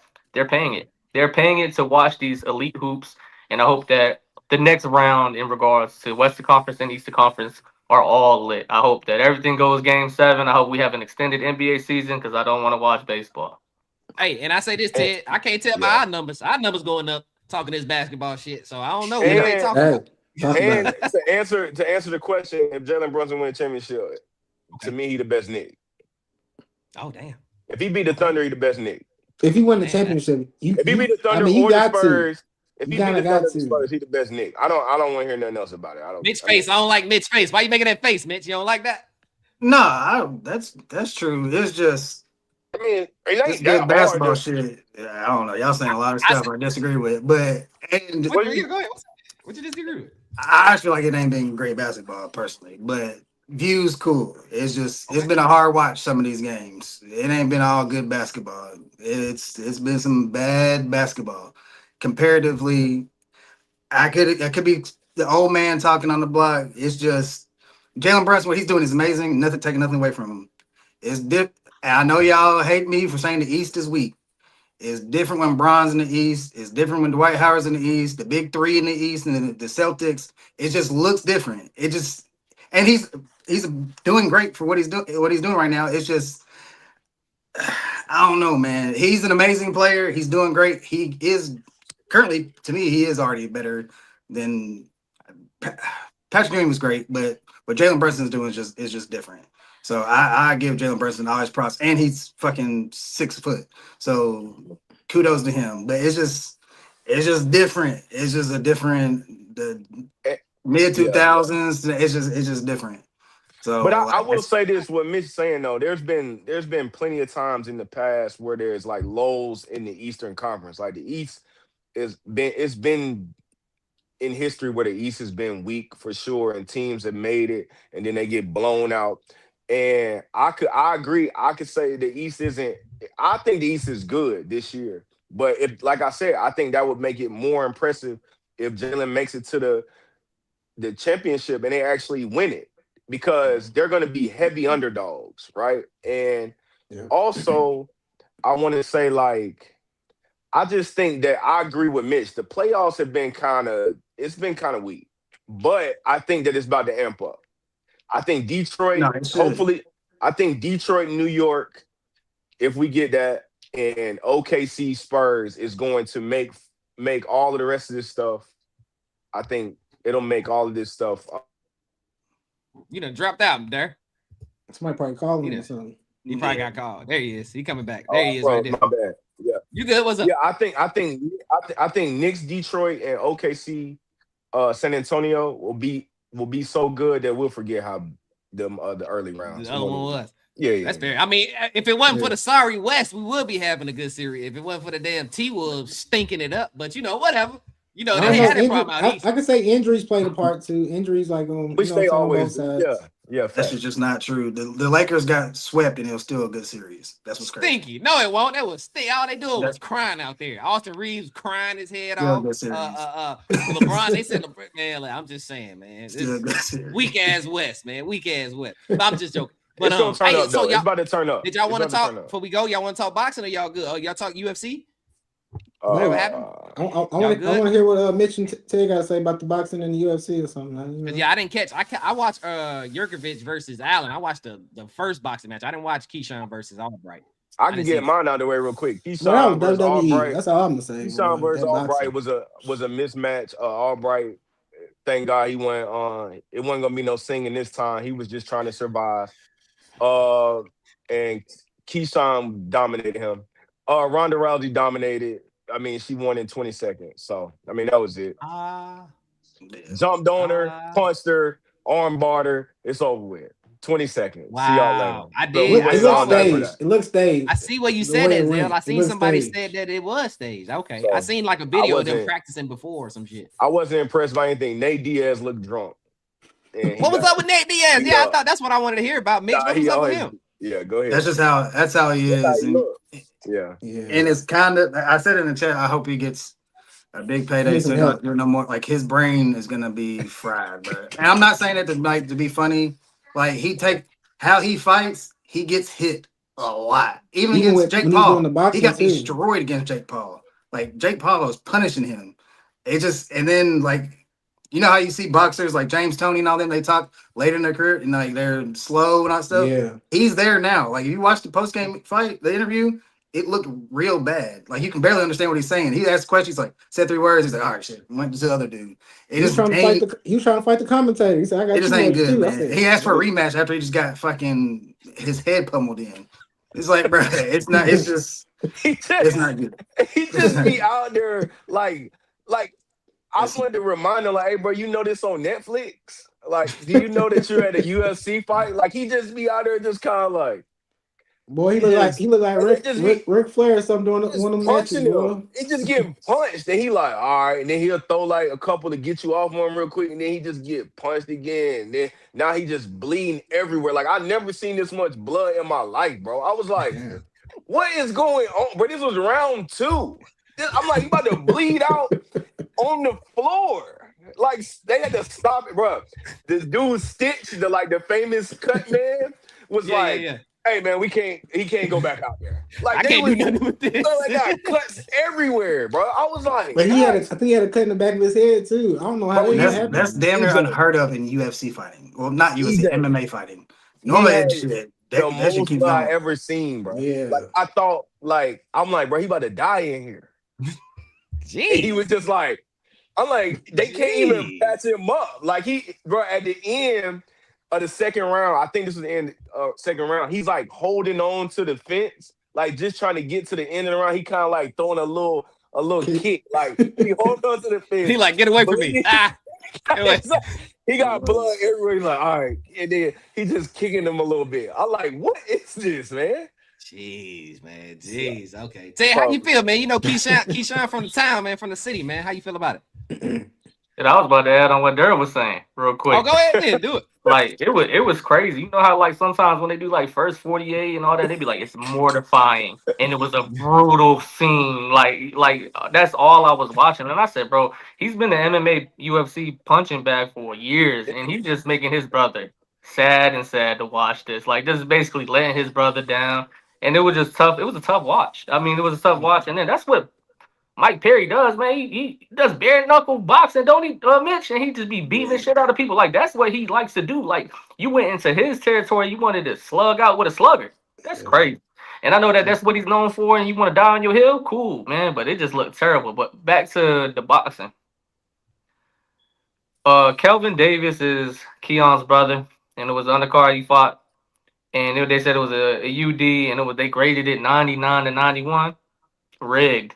That was home cooking right there, bro. I'm from the city, bro. I'm from out here. And I seen that shit. He didn't want to punch. He was holding on all his punches. The dude was pressing forward, hitting him with some body shots. He was holding. And I was like, man, what in the fuck is going on? And it was just a hard watch. And then you go to the next one and you watch Brian Norman Jr. Why is he fighting Alex Caruso? Why are you fighting Alex Caruso? What are you doing out there? He is beating the shit out of Alex Caruso. Alex Caruso asking for a goddamn shoulder to get popped back in after he got knocked down twice in 10 seconds. I said, bro, aren't you supposed to be getting ready for the Spurs? What are you doing out there? Like, so Brian Norman Jr., he was looking elite after the L from Devin Haney. He looked sharp. He had a new trainer that he hired.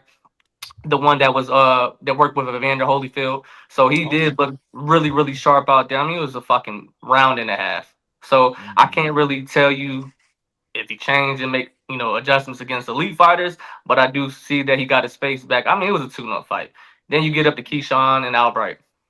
And it was one of those things where the refs kind of like diluted the quality of the fight, bro. The ref was basically letting Albright hold him the entire fight. I was like, every single time that Keyshawn was getting momentum, throwing like a 3, 4, 5, 6 combo, was whooping his ass. Albright started getting to the hugging, and then that's when he got frustrated. But the thing about this is, That's when he threw him down. yeah, he threw him down. It was like a damn UFC takedown. It looked crazy in boxing. And I said, bro, I love 757 to death. I love everything that this stands for, but stop hosting boxing. That was a terrible card overall. I don't like how they did that at the Awful scope. card. It was an awful card. They were letting a lot of crazy shit go.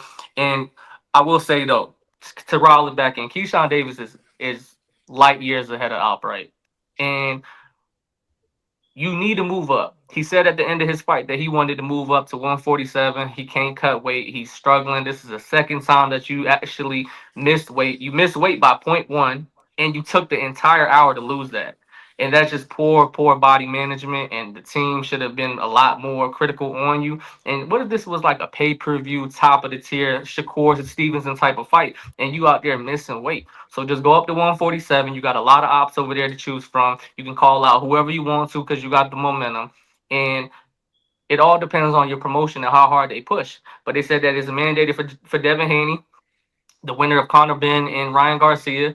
Or if you want to entertain the fight of Rolly Romero, he need to dust his gloves off. He's been chilling for a little while. So go ahead and call them boys out. Show me what you worth in regards of the boxing rankings, because there's going to be a lot of movement going on, especially with Inoue and Bam and Benavidez and Bivol about to fight. So no more ducking. I want to see these prime time premier fights. I want to see top of the line matchups. I want Turkey to spend that bag, and I want to be able to be a fan of boxing again. Let's do it. That's real, man. All right, man. Yeah, That's all. Mitch, you got what's up, something B? real? Go ahead, B. I just wanted to say real quick, Albright, I think was doing all that clinching and stuff because he has never been stopped, and I think he just cared about not being stopped more than winning the fight at a certain point. So Yeah. I mean, that really diluted the fight. Also, real quick, Nate Diaz, real quick. I never seen nobody bleed from their back. That was crazy. He had blood all on his back. That's crazy. And then second thing, who the fuck would get in the ring with Francis? I watched Francis. Was it Francis? What was his last name? Ngannou. I don't know. I would never step in a cage with that guy. Like I was happy to see him in a cage up. and not in the boxing ring. I was That's when watching him line happy up to with see that Brazilian dude, and I was like, man, you are out of your mind tonight, man. This dude is about. What you say there? I was like, he about to kill this man. And he proceeded to kill him. Like, the dude was holding on to him and he was just punching him in his stomach. I was like, oh my God. Like, just stop, bro. Who is this? You felt bad from there. I'm not a huge UFC. Whoever that guy is, they don't need to stay away from him. He is. That was a bad matchup. That nigga is scary. I would rather have Cain Velasquez goddamn come from jail and fight him than goddamn that dude that fought Francis last night. Who beat that? Who beat Francis? Anthony Joshua. Yeah, he lost a couple. I think he lost 3 fights. Is that boxing that I don't? Yeah, He got caught. One of the fights, like his ground game is terrible, and I can't remember who he was fighting, but he lost on the ground. Like he couldn't do anything on the ground. Okay. But Francis ain't even in the UFC because he has that contract dispute with Dana White. They ain't trying to pay him what he's worth, what he thinks he's worth. Okay. So he's basically like just a contract fighter right now. So that's why he was doing the boxing shit, and now he's doing this. Because this ain't really this ain't UFC. MMA is like the sport, and UFC is the brand. Like, so this wasn't UFC last night. This was Jake Paul's. Yeah, this is like Jake Paul's thing. Yeah. MVP promotion. So, but yeah, Francis is MVP promotion. I think you're right. That motherfucker looked like he was built in a lab, but that shit's crazy. Hey, bro. I was like, man, who the fuck is about to fight him? Yeah, man, he beat like, that dude to death. Whatever in your mind you feel like describes the word gladiator, that's him. That's it, bro. That's the example that they need to put up on Google of gladiator, because the shit that he was doing, that shit is unheard of. But I also want to ask Mitch this, because me and Mitch be locked in with the MMA and UFC and stuff like that. Are you disgusted by the notion that I think that Netflix is going to be competitive with UFC in regards to like putting these fights together? Like, are they competitive now in regards of the cards that they're putting together and the amount of views that people are watching? I don't think Netflix has had like I'm not trying to shit on him. I don't think their stuff's been like real fights because it's like the Mike Tyson stuff, and it's like the if the players are if the fighters are like, you know what, and to be honest, if you're not the top guy in UFC, kind of you're not really getting paid what you worth. Like you're not, you gotta get like a knockout bonus. You're just your purse, because it's just like boxing. You gotta pay your camp, the gym. You gotta pay a lot of fucking people. So you're not really making that much money unless you're the top guy. And Francis, he was up there, one of the top guys. He was. So I don't know if it's possible, because I don't think Dana's gonna let, like, he's like, okay, Francis, you can go, but I still got these other people. Now, if a lot of them go, like you have somebody like the dude for boxing that's doing all this stuff, that changes things. Oh yeah. Like, so, but right now it's not like that. Like Francis, if he came back, he wouldn't be. He'd probably be like a top 4 or 5 guy.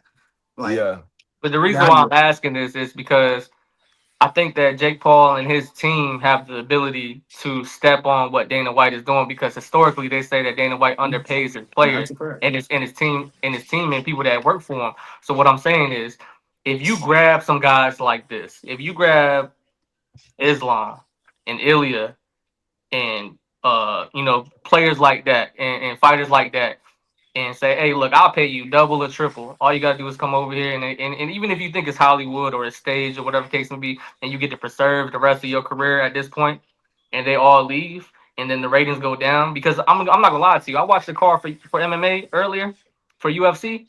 I didn't know half of them motherfuckers. Like, I looked at the card, and I'm actually an avid fan, and I'm like, damn, man, what the fuck kind of goddamn headliner is this? Like, I'm like, I don't think that they got that draw no more, especially if like Ilya and Charles Oliveira aren't fighting. I mean, like, who gives a fuck? I mean, Tom Aspinall got poked in the eye, ain't said nothing, ain't updated anybody about his health. So it's just like, and then John Jones and Conor McGregor, they playing around about who they want to fight. It's been 5-6 years since I seen them in the octagon.